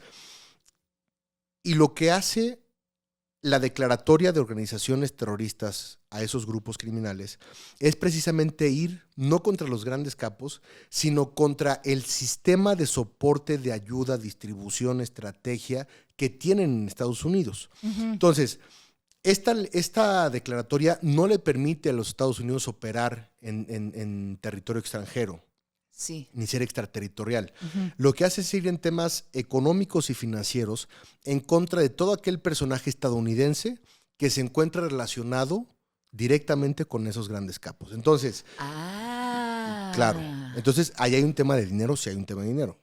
Yéndonos a tu tercera pregunta. Lo que hace es decir, ok, tú, John Smith, Ujú. le lavas el dinero a el cártel de Sinaloa en el estado de Massachusetts. Ya nos dimos cuenta por las triangulaciones y tal, y la venta de armas, etcétera, etcétera. Nos vamos a ir contra ti. Congelamos tus cuentas, cortamos la sociedad o la ayuda y dificultan de alguna manera la operación de estos cárteles en territorio norteamericano. Porque, por ejemplo, ¿qué pasa con personajes como la Barbie en su momento? Son sí son mexicanos, pero son nacidos en Estados Unidos. Sí, sí, Y sí. crecieron en Estados Unidos y tuvieron su vida en Estados Unidos y de alguna manera se crecen. Entonces, para ellos es mucho más fácil operar en territorio norteamericano, siendo norteamericanos, pero teniendo esas ligas y esas conexiones con los narcotraficantes mexicanos en México. Conocen la cultura, conocen el idioma, van y vienen, etcétera, etcétera. Pero no solamente son esos personajes como en su momento fue la Barbie, sino que son pues grandes empresas y grandes empresarios. Hay otra serie, que esta sí es serie de ficción, no es docuserie, que me gusta mucho, que es Ozark. No sé si... Cuando pensaste lavado de dinero y todo eso, vean Ozark y Eso van a es muy entender cierto. cómo se lava el dinero del narco. Entonces, Ajá. por ejemplo, en series como en Ozark, regresándonos un poco a la realidad, así es como funcionan muchos norteamericanos y así es como funcionan muchas organizaciones que hemos organizado de México en Estados Unidos, que puede ser John Smith, un gringo cualquiera, común y corriente, Financiero, financiero, perrón. Ajá, con su chamarrita Patagonia. que ni Ajá. español sabe hablar, Sí, sí, y sí. que no escucha Peso Pluma y que no la... Y piensa que se puede poner al brinco, o que se puede trepar al ring con los señores. Y del muchos lo rancho. hacen, porque Ajá, eso sucede. sí. O sea, Sí, sí, sí. porque por eso operan los cárteles en Estados Unidos, por eso pueden vender esa cantidad de drogas y generar esa cantidad de lavado de dinero. Y lo que hace esta designación de organizaciones terroristas es ir contra esos personajes, contra esos norteamericanos, contra esas empresas y contra todo ese dinero que se mueve en Estados Unidos, que de alguna manera lo legalizan a través del lavado y lo normalizan a través de tal y tal. Y para terminar nada más con esto es, ¿por qué ahora y por qué en este momento? Cuando estábamos en la época de la cocaína y de la marihuana y de las metanfetaminas, y digamos que todo quedaba en la parte de la diversión. Ajá, Cuando entra el fentanilo ya no. y comienza a ser un problema de salud pública, como para Reagan fue en los años 80, y con el tema de la prohibición de las drogas, que también tiene, digamos, su lado oscuro y sus intereses oscuros, no necesariamente el interés de la salud pública. Pero cuando tienes 100,000, 150,000 muertos al año por fentanilo, que también tiene que ver con China, con esos precursores químicos que llegan desde China, entonces se convirtió ya en otro tipo de problema, porque uno, tienes las calles llenas de personas en condiciones, no quiero decir junkies, pero los junkies en Estados Unidos. Y cuando eso también te genera una cantidad de muertos muy importante, cuando ya no es no es este contexto de droga recreativa que utilizan tanto los norteamericanos y ya se convierte en ese tipo de problema, entonces es cuando también la conversación con respecto al crimen organizado cambió. Ok. Yo no creo que, a diferencia de otros presidentes... A ver, Estados Unidos es un país muy, muy hipócrita en muchos sentidos. No me van a quitar la visa. No creo que cuando George Bush invadió Afganistán e Irak, la idea era esparcir la democracia norteamericana en el mundo. Tenemos el incidente del Irán Contra con Jimmy Carter, cuando estaban financiando a los grupos revolucionarios centroamericanos, a partir también del tema de Irán. A ver, la injerencia norteamericana siempre ha estado ahí. Y la hipocresía dentro de sus intenciones democráticas siempre ha estado ahí. A diferencia de esos presidentes, yo no creo que Donald Trump tenga ese tipo, digamos, de posición de decir Estados Unidos para el mundo y nosotros para ustedes y los vamos a defender y abrir. No. ¿Esta intención si la sientes más honesta? O sea, Más el fentanilo. honesta. Claro, punto. claro. De decir, Okay. o sea, que Donald Trump va a venir a poner en orden a México porque hicieron la reforma del Poder Judicial, no le importa. O sea, mientras Donald Trump tenga su cometido comercial y su cometido populista con sus votantes, con eso tiene. Que si México tiene Poder Judicial, separación de poderes, es democrático, no le interesa en lo más mínimo. Lo que le interesa a él es esta política populista nacionalista que dice, a ver, el mundo se puede matar y se pueden agarrar a golpes y pueden matarse en México. No me importa. Mientras no cruce mi territorio y mientras no me afecte a mí y por lo tanto le afecte a, digamos, sus posibilidades de legado y de éxito político, no es un presidente, digamos, hipócrita. Ahora, Estados Unidos también siempre ha tenido el deep state, el estado profundo. Y estamos hablando de las agencias de la CIA, de la DEA, del FBI, del Pentágono, del ejército norteamericano, que trabaja cada una para sus propios intereses, que trabaja independiente a la Casa Blanca, que hay muchos operativos en curso en estos momentos que el presidente puede no estar ni siquiera enterado y que le pueden llegar a jugar incluso al Estado norteamericano como Estado, a la clase política de los Estados Unidos. En contra, claro. Te pueden meter en un conflicto diplomático, te pueden meter en un conflicto bélico, te pueden generar pruebas falsas como fue lo de Irak y el supuesto armamento nuclear que nunca existió, que nunca había, pero que todo fue diseñado y armado por esas agencias de inteligencia.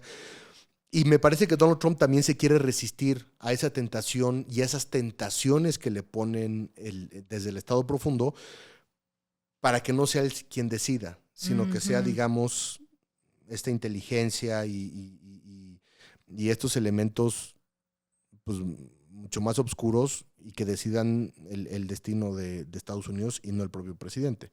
Me fui muy largo, pero no, para mí es por ahí. La pregunta fue muy amplia. Que pueda haber incursiones en territorio mexicano, creo que existe la posibilidad. No veo incursiones terrestres porque Estados Unidos ya no se mete de manera terrestre en ningún lugar. Puedo ver a, digamos, ciertos grupos como en algún momento fueron las autodefensas en Michoacán, que pudieran llegar a ser apoyados por el gobierno de los Estados Unidos. Armados, financiados, entrenados. Puedo ver un gobierno mexicano mucho más abierto a la colaboración con el gobierno norteamericano, entendiendo que existe ese peligro. Hay una confianza, según lo que he escuchado, al secretario Omar García Harfuch, al secretario de Seguridad, con las agencias norteamericanas. Puedo ver ciertas incursiones aéreas de drones con objetivos específicos en silencio y en absoluta confidencialidad. A la sorda hasta que salga nuestro Snowden o nuestro sí, Wikileaks. Snowden y Assange, pero, sí, también todos ellos. A la sorda, ¿viste cómo lo apliqué? Término militar, a la sorda. Y puedo ver también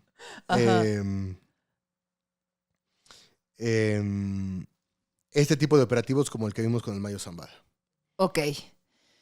En donde en colaboración con otros grupos criminales negocias y obtienes algo a cambio. Y en este rollo de que en la política mexicana se mueven cosas de una forma bien impredecible y que todo es así de que deals bizarros, inesperados, en ningún momento también atrapar hacia el Mayo y tener como la información. O sea, a lo mejor Anabel Hernández tiene muchísima influencia en mis pensamientos. Creo que un poquito oscuros, sí. Pero luego dices, ok, pues si esos güeyes tienen tanta información sobre cómo son los acuerdos del gobierno, obviamente el gobierno mexicano no quisiera que los tuvieran presos porque a cambio de negociar van a decir cosas de esos acuerdos y pueden, pues, quemar su legado, ¿no? El legado de AMLO. Cabecita de algodón. Y nada, eso era básicamente o sea, sí puede haber algo de ahí, ¿no? Como cierta presión de...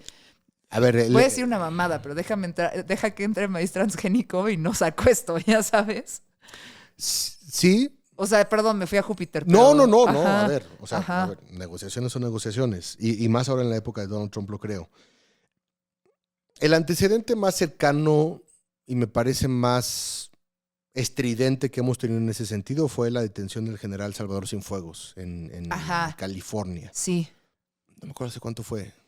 Estaba el presidente López Obrador y fue empezando el sexenio de López Obrador. Ponle tú que fue 18, 19, 20 por ahí. ¿Sí? No me acuerdo, sí. Ya tiene rato. Fue 18, 19 por ahí. Sí. No pasó el 20.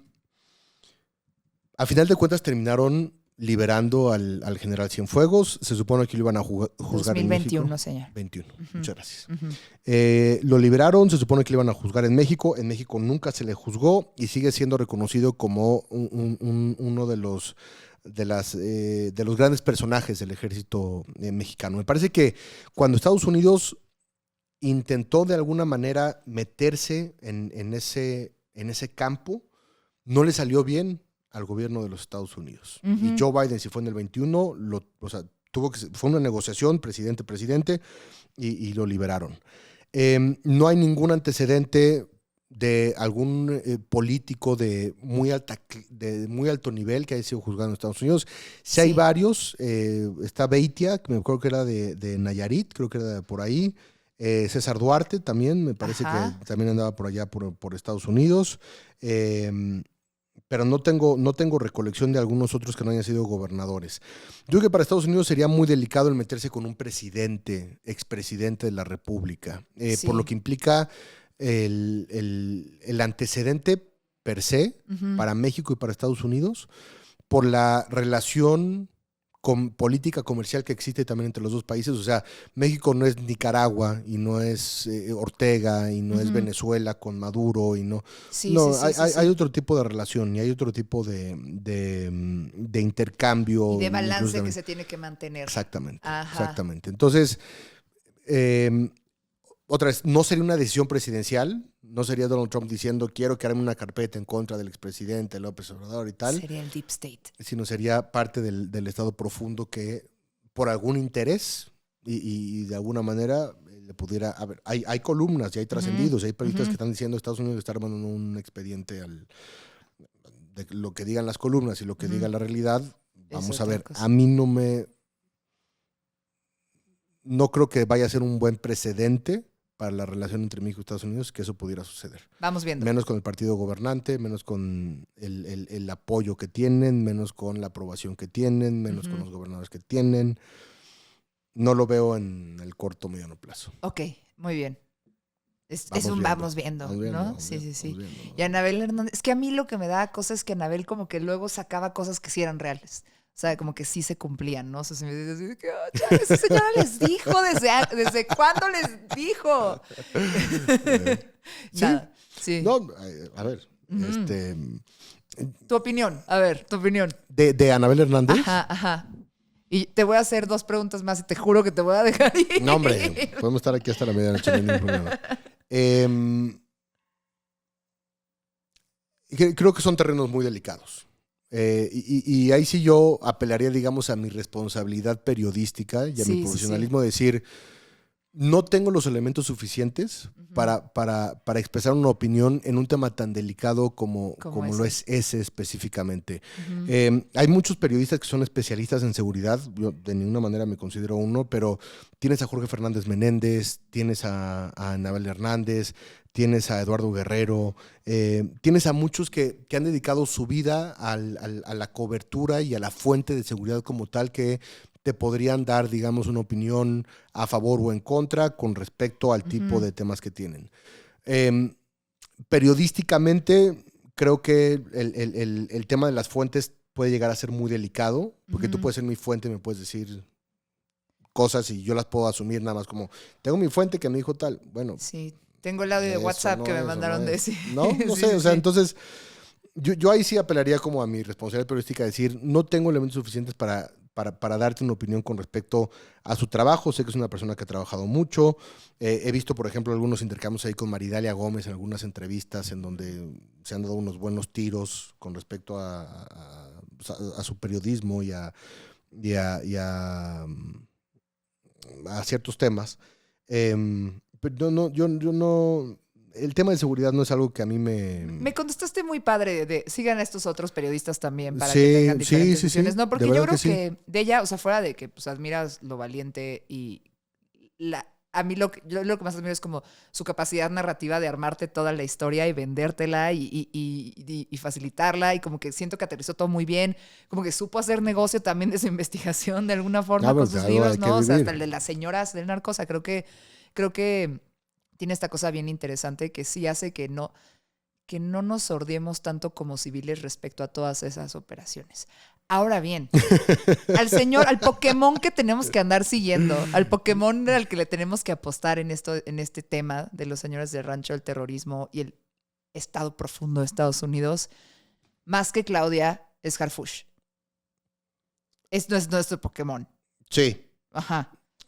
Ese es al que estar siguiendo a dónde va, qué dice, con quién se lleva, qué está haciendo. A ver, en el gobierno de Felipe Calderón, 2006-2012, se le abrieron mucho las puertas al gobierno de Estados Unidos. Se creó este Plan Mérida de ayuda económica y de capacitación y de intercambio de inteligencia e información. Se detuvo al Chapo Guzmán. Se ha dicho mucho que la Marina es la organización en la que más confían las agencias norteamericanas. La Marina tiene un tema muy propio de su labor, que es precisamente estar en el mar y entrenar en el mar y vivir en el mar. Y eso te permite muy poco contacto con la población. De pronto cuando tienes tú al ejército y a los militares que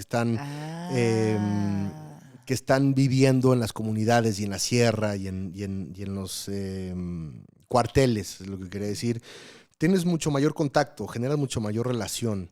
Y esto es un tema histórico con respecto a la labor que tiene cada uno. La Marina está aislado. Se va por mucho tiempo a las aguas y... Exacto. Y el tipo de entrenamiento y el tema, y es la percepción que han tenido las agencias norteamericanas respecto al tema. O sea, por eso los Marines son élite en todas partes del mundo, ¿no? Y con Felipe Calderón se abrió mucho esa relación. Con Enrique Peña Nieto se comienza a cerrar. Cambia la manera de colaborar con el gobierno de Barack Obama en aquel entonces y genera una ventanilla única a través de la Secretaría de Gobernación, ni siquiera a través de la Secretaría de Seguridad. Regreso un segundo antes al tema de Calderón, que era mucho lo que decía García Luna ahora en su juicio. Decía, es que me senté con ustedes, me entrenaron, me decían, me hacían, me intercambiaban información, teníamos lo mismo y ustedes me están acusando de... Bueno, ya lo juzgaron, ya lo declararon culpable. Sí. Pero era parte de su excusa, discurso, ¿no? Y su discurso. O sea, ustedes tenían exactamente la misma información y ahora me están haciendo a mí ver como el culpable. Ajá. Parte de la misma hipocresía de la que vamos a hablar.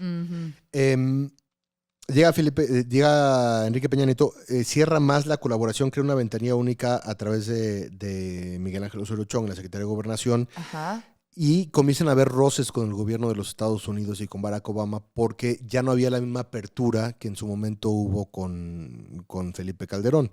A Barack Obama le toca entrar 2008, 2012, 2016. Le tocaron las dos administraciones.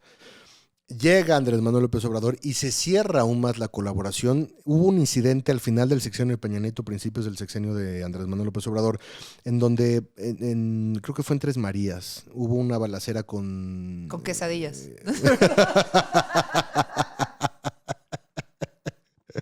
Una guerra de quesadillas. No, lo tenés que decir, es Tres Marías. ¿No? Hubo una balacera ahí con elementos de... creo que eran Marines norteamericanos o agentes norteamericanos, y ahí se le cierran las puertas por completo la colaboración con los Estados Unidos. Sí hay un discurso de los políticos de Estados Unidos respecto a el control del narcotráfico durante el sexenio de Andrés Manuel López Obrador, de la poca colaboración, de los pocos resultados o nulos resultados. Creo que con Omar García Harfuch y con Claudio Sheinbaum eso va a cambiar. Tiene que cambiar, uno, por Donald Trump. Donald Trump tiene que percibir que se está haciendo mucho con respecto a el Estado mexicano versus el crimen organizado. Dos, la confianza que le tienen directamente Omar García Harfuch estas agencias de inteligencia. Tres, la manera en la que él trabaja, que es precisamente con inteligencia, intercambio de inteligencia, compilación de inteligencia. Y cuatro, la buena relación que él tiene actualmente con el ejército y la marina de nuestro país. Entonces sí creo que es un hombre clave. Legislaron para diseñarle, digamos, una supersecretaría. Muchos se preguntaban qué tanto poder iba a tener cuando ya hay Guardia Nacional, cuando ya hay ejército, cuando ya hay marina, digamos, patrullando y haciendo la mayoría de las labores. Y la verdad es que con esta supersecretaría y con la indicación directa de la presidenta, se le ha empoderado mucho a él como personaje. Pues sí, no lo dejaron para jefe de gobierno, ¿verdad? No pues lo dejaron, le bloquearon ahí. Se lo bloquearon. Había ganado ahí, la encuesta. sí. Había ganado la encuesta. Entonces, sí creo que es un personaje clave, sin duda alguna. Creo que México tiene que solucionar primero y antes que nada el tema de la inseguridad. No tanto la inseguridad, la generación de violencia, la violencia que hay en este país, la cantidad de muertos que hay todos los días. Son 80, 90, 100 muertos al día. Es inaceptable. Llevamos así desde el 2008. Son ya 10, 12, son 17 años que llevamos con estos números. Y ninguna estrategia en realidad ha funcionado. Yo entiendo en atacar las causas que tienen que ver con oportunidades, con desigualdad, con pobreza, con muchas cosas, con movilidad social, que también es fundamental. Sí. Pero también entiendo que hay que entrarle de frente a los generadores de violencia como tal. Y en cuestión de números, en estos días, que son 100 días, un poquito más de 100 días, sí hemos visto resultados en números. digamos, incautaciones, detenciones. Por parte de Claudia. Sí. Ajá. Okay. Pero pues eso tampoco no ha cambiado y no va a cambiar la realidad del país en cuestión Ujú. de muertes y violencia, ¿no? Qué fuerte. Qué fuerte. Oye, Dígame usted. y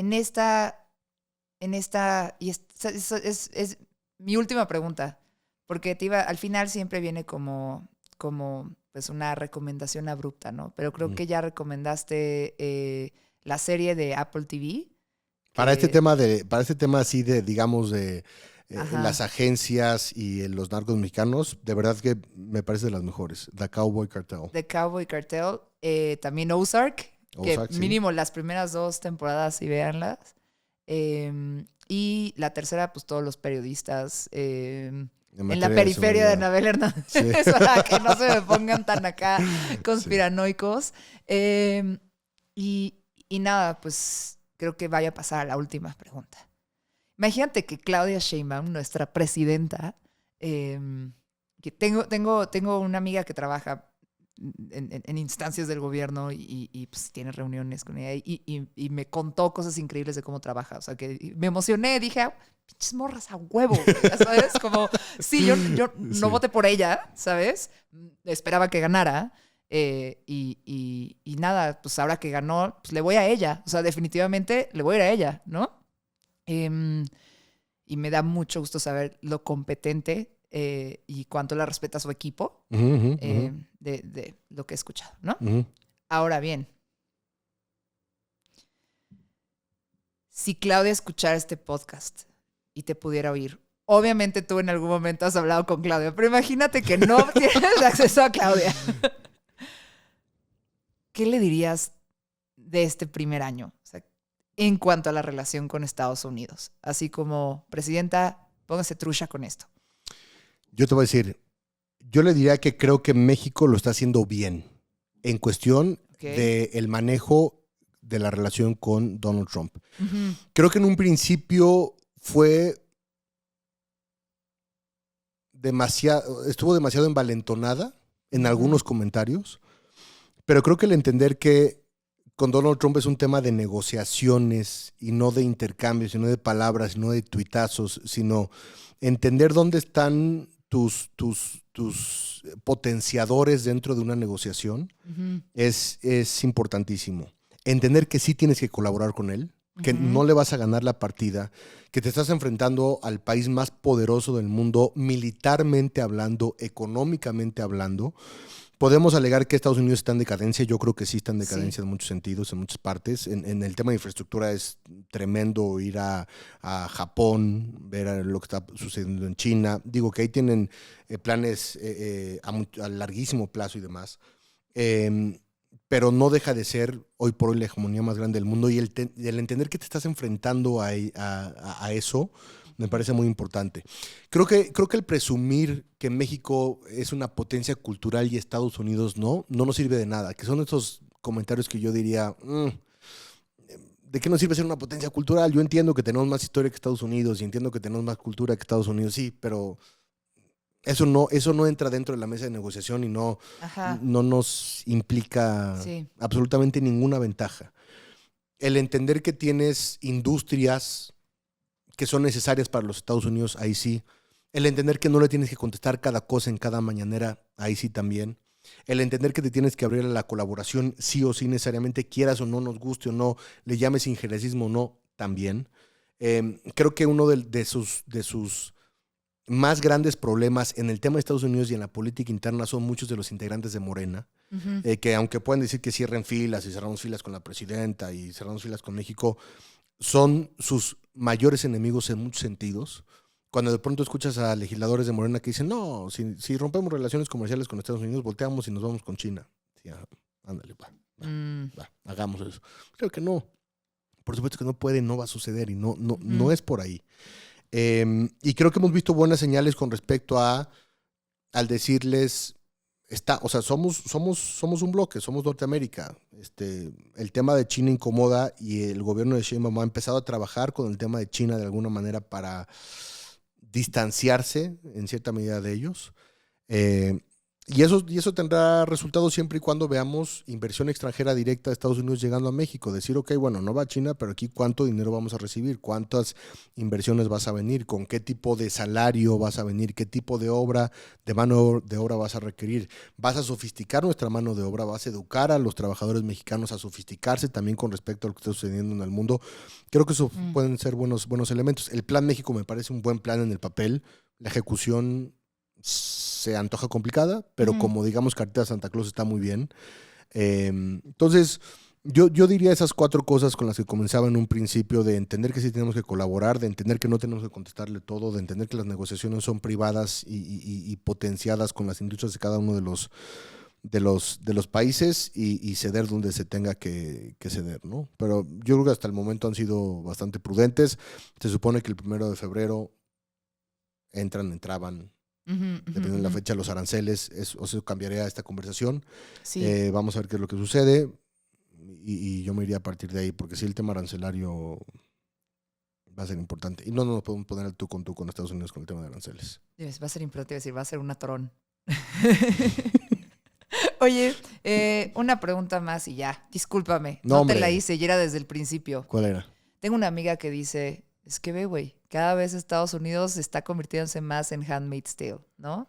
Desde esta cuestión de, pues obviamente, los derechos de las mujeres y pues toda la cuestión reproductiva, el aborto, ¿no? Lo conservador, como la vuelta a un gobierno con muchos valores muy religiosos, las milicias, ¿no? Organizadas. Y digo, no estoy diciendo que ya esté así, pero no. Es un chiste recurrente del internet de cómo Estados Unidos se está acercando al Handmaid's Tale. Y, espérame. A ver. Como que en un momento dije, pues sí, parece ser que la democracia y su forma de gobierno y su sistema está cayendo, porque es el discurso de los demócratas y de los medios liberales en Estados Unidos, a veces. Pero luego piensas y dices, a lo mejor nunca en ningún momento el sistema les ha salido mejor. Si todo es de dualidades, de espectáculo, de ahora el público quiere esto, pues les damos esto, ahora el público quiere esto, pues les damos lo otro. De repente escuchándote dije, no sé si vaya a ser Handmaid's Tale, pero por lo menos no sé si es la decadencia de la democracia y el sistema de gobierno de Estados Unidos como es. No sé, a lo mejor es su época dorada. No es la época dorada de Estados Unidos ni por mucho. Ok. Pero sí te voy a decir una cosa. El péndulo, y creo que eso les ha funcionado bien a ellos, el péndulo siempre se ha ido de izquierda a derecha. Estados Unidos nunca ha tenido más de 20 años en ninguno de los dos espacios, ni en el liberal ni el conservador. Recordando que antes los republicanos eran los liberales y los demócratas eran los conservadores. En algún momento la política norteamericana fue una política de acuerdos y por eso Estados Unidos también logró avanzar y crecer mucho. Okay. De pronto, cuando... Es una historia muy larga, es una historia muy interesante, pero no me voy a meter allá porque es muy larga. De los Dixie Democrats y de eso, pero no me voy a meter eso. No, me voy a mantener, digamos... abruptas. Sí. Ajá. Digamos como de la historia de cómo fueron cambiando los partidos políticos y dónde estuvieron sus alianzas, ¿sí? que les permitían también a ellos llegar a ciertos acuerdos. Si nosotros pensamos que en algún momento la época de los derechos civiles de los 60s en Estados Unidos así se iba a mantener, de pronto cambió. O sea, Estados Unidos vivió una época de esclavitud, después vivió una época de racismo, segregación. Después una época de segregación, gracias, esa es la palabra que quería, de segregación.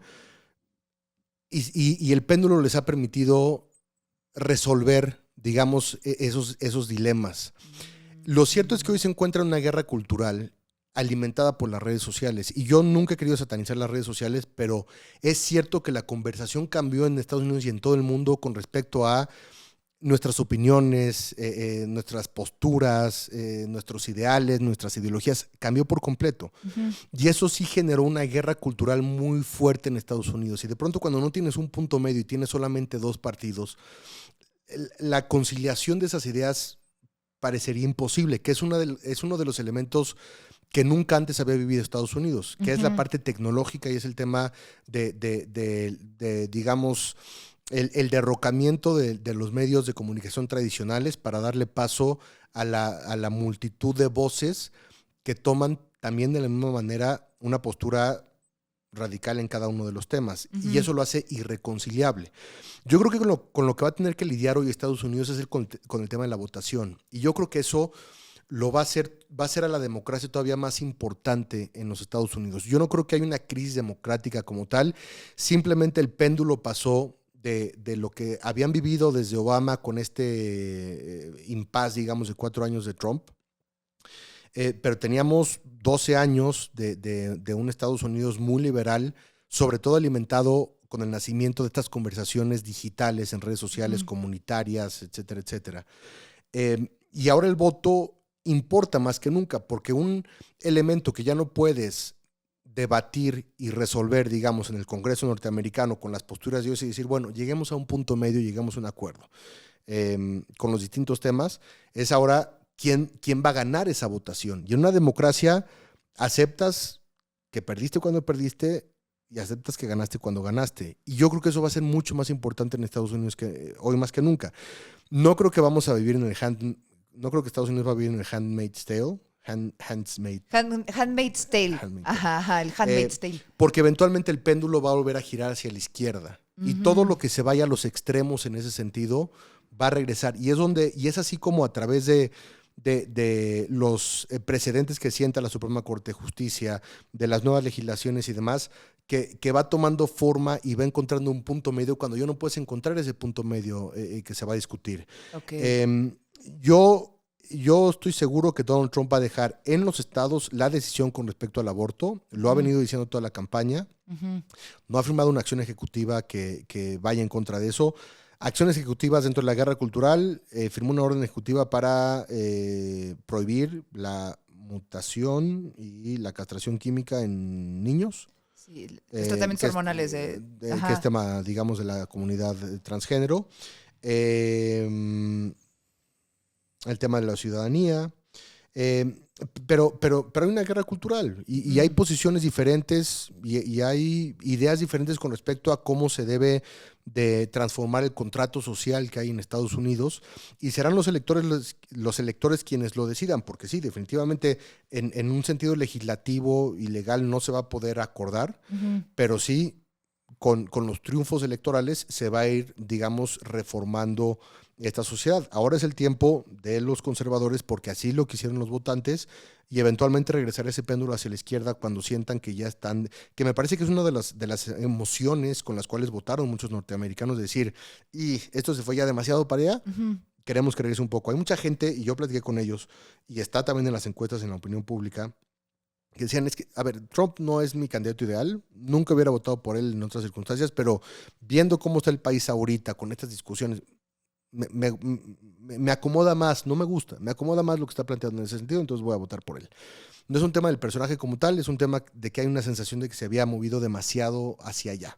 Y ahora se moverá para acá y después se moverá para allá, y eso te va creando, digamos, como un punto medio entre sobre todo los elementos de la guerra cultural. Antes eran el tema de las drogas, antes el tema de la seguridad social, que siempre han estado presentes en esa conversación. Ahora cambiaron muchísimo esos temas a ¿estás a favor o en contra de las infancias trans? ¿Estás a favor o en contra del aborto? ¿Estás a favor o en contra de, no sé, pues son varias, y pues en las urnas ganó esta idea con respecto al tema de Trump, ¿no? Siento que estás invitando a tener paciencia, sí, a cómo acomoda el péndulo las cosas, sí, ¿verdad? y no asustarnos con respecto a Trump específicamente en este movimiento republicano, de que es que se va a acabar el mundo y la bomba atómica y va a matar a todos y va... No es por ahí. No es por ahí, ni lo va a hacer tampoco. Y lo mismo dentro de esta guerra cultural. Y hay batallas que se ganan y hay batallas que se pierden. El tema es seguir estando ahí, seguir votando y seguir leyendo y seguir informando. O sea, a mí me gusta mucho debate, me gusta mucho debatir. Y creo más que nunca que el debate es muy necesario, no para probar que tienes la razón, sino para entender los distintos puntos de vista y poder alimentarte de ellos. Y eso es lo que oyen las personas. Digo, al final de cuentas, toda hegemonía y todo gobierno y todo partido y todo, pues, se van. Y nosotros seguimos aquí y aquí estamos y aquí seguiremos. Sí, a la orden. A la orden de Luis Miguel, Sí. de Juan Gabriel y de don Valentín Elizalde. Sí, y si leemos sí. estos textos está muy bien, pero, o sea, a ver, Muy bien. también o sea, no todo se tiene que parecer a la ficción, ¿no? Excelente, me encanta. Muchísimas gracias por ser parte A ti, Susana, de verdad, muchas Mezclas gracias por Abruptas. la invitación. Me encantó la plática, espero que no haya hecho muchas tonterías, pero a ver, son muchas 1 hora cosas que platicar. 53 minutos de episodio, pero yo no me la pasé mal ni un solo minuto y aprendí un chingo. Entonces te lo agradezco. No, hombre, gracias a ti, Y- siempre a la orden. Que sepan que todas, así, Político MX, Pols MX, las redes de Juanpa de Leo van a estar en la descripción de este episodio. Gracias, muchas gracias. Y todo va a estar bien y vamos viendo. Y Pues vamos ya está. vamos viendo. Te voy a decir que me das un minuto más. Yo Por creo que supuesto. soy muy optimista con respecto al tema de la civilización. O sea, creo que la historia de la civilización es, bueno, no creo, ahí están los números. La historia de la civilización es una historia de éxito, en donde siempre hemos enfrentado problemas, pero siempre de alguna manera los hemos superado. Sí.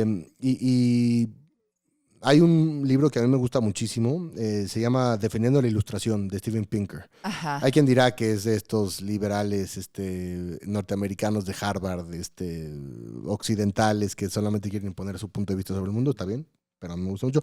A ver, pero básicamente lo que dice y lo que yo creo es, hoy estamos mejor que nunca. O sea, tenemos muchos problemas, muchos problemas, como siempre los ha tenido la humanidad, pero venimos de cuevas y venimos de migraciones y venimos de pirámides Pestes y de pestes y de guerras y Ajá. de cruzadas y antes era ¿por qué me viste mal? Y voy, te mato y nos vamos a una guerra y nos matamos las familias y conquisto tu territorio. Y si hoy vemos dónde estamos parados en un mucho mejor lugar, con muchas mayores comodidades, con muchos retos, sí, pero que la historia, si nos ponemos a ver la historia nos ha demostrado que la civilización siempre ha salido adelante, que de alguna manera ha encontrado las formas y las respuestas a los problemas que se nos han enfrentado. Entonces simplemente yo, como un optimista del momento que vivimos y sí, del privilegio que tenemos personas como tú de estar sentados hoy aquí en una casa grabando un podcast con todas las facilidades y con todas las comodidades, ver hacia los elementos que nos hacen falta y hacia las urgencias que tiene la humanidad y enfocarnos en eso. Y no tenemos que salvar el mundo, pero sí podemos afectar a nuestra comunidad y podemos afectar a nuestros vecinos y a nuestros amigos y a los entornos que a nosotros nos rodean. Y a partir de ahí creo que vamos a tener como vidas mucho más satisfactorias sin tener que pensar en este consumo incesante de información que quizá nos pueda confundir con respecto al lugar en donde estamos parados, que Ya. como civilización no es un mal lugar y es un lugar de progreso y de avance. Por lo menos es una postura un poquito más optimista ante todo. Pero vamos viendo. Pero vamos bien. Mezclas Abruptas con Susana Medina. Sigue o suscríbete a este podcast para recibir un nuevo episodio cada semana. Deja una reseña, de preferencia 5 estrellas. Excelente servicio. Y si quieres seguir la conversación, busca @mezclasabruptas o @SuzyRain, SUZY, Rain de lluvia en inglés. En Twitter o Instagram. Mezclas Abruptas con Susana Medina.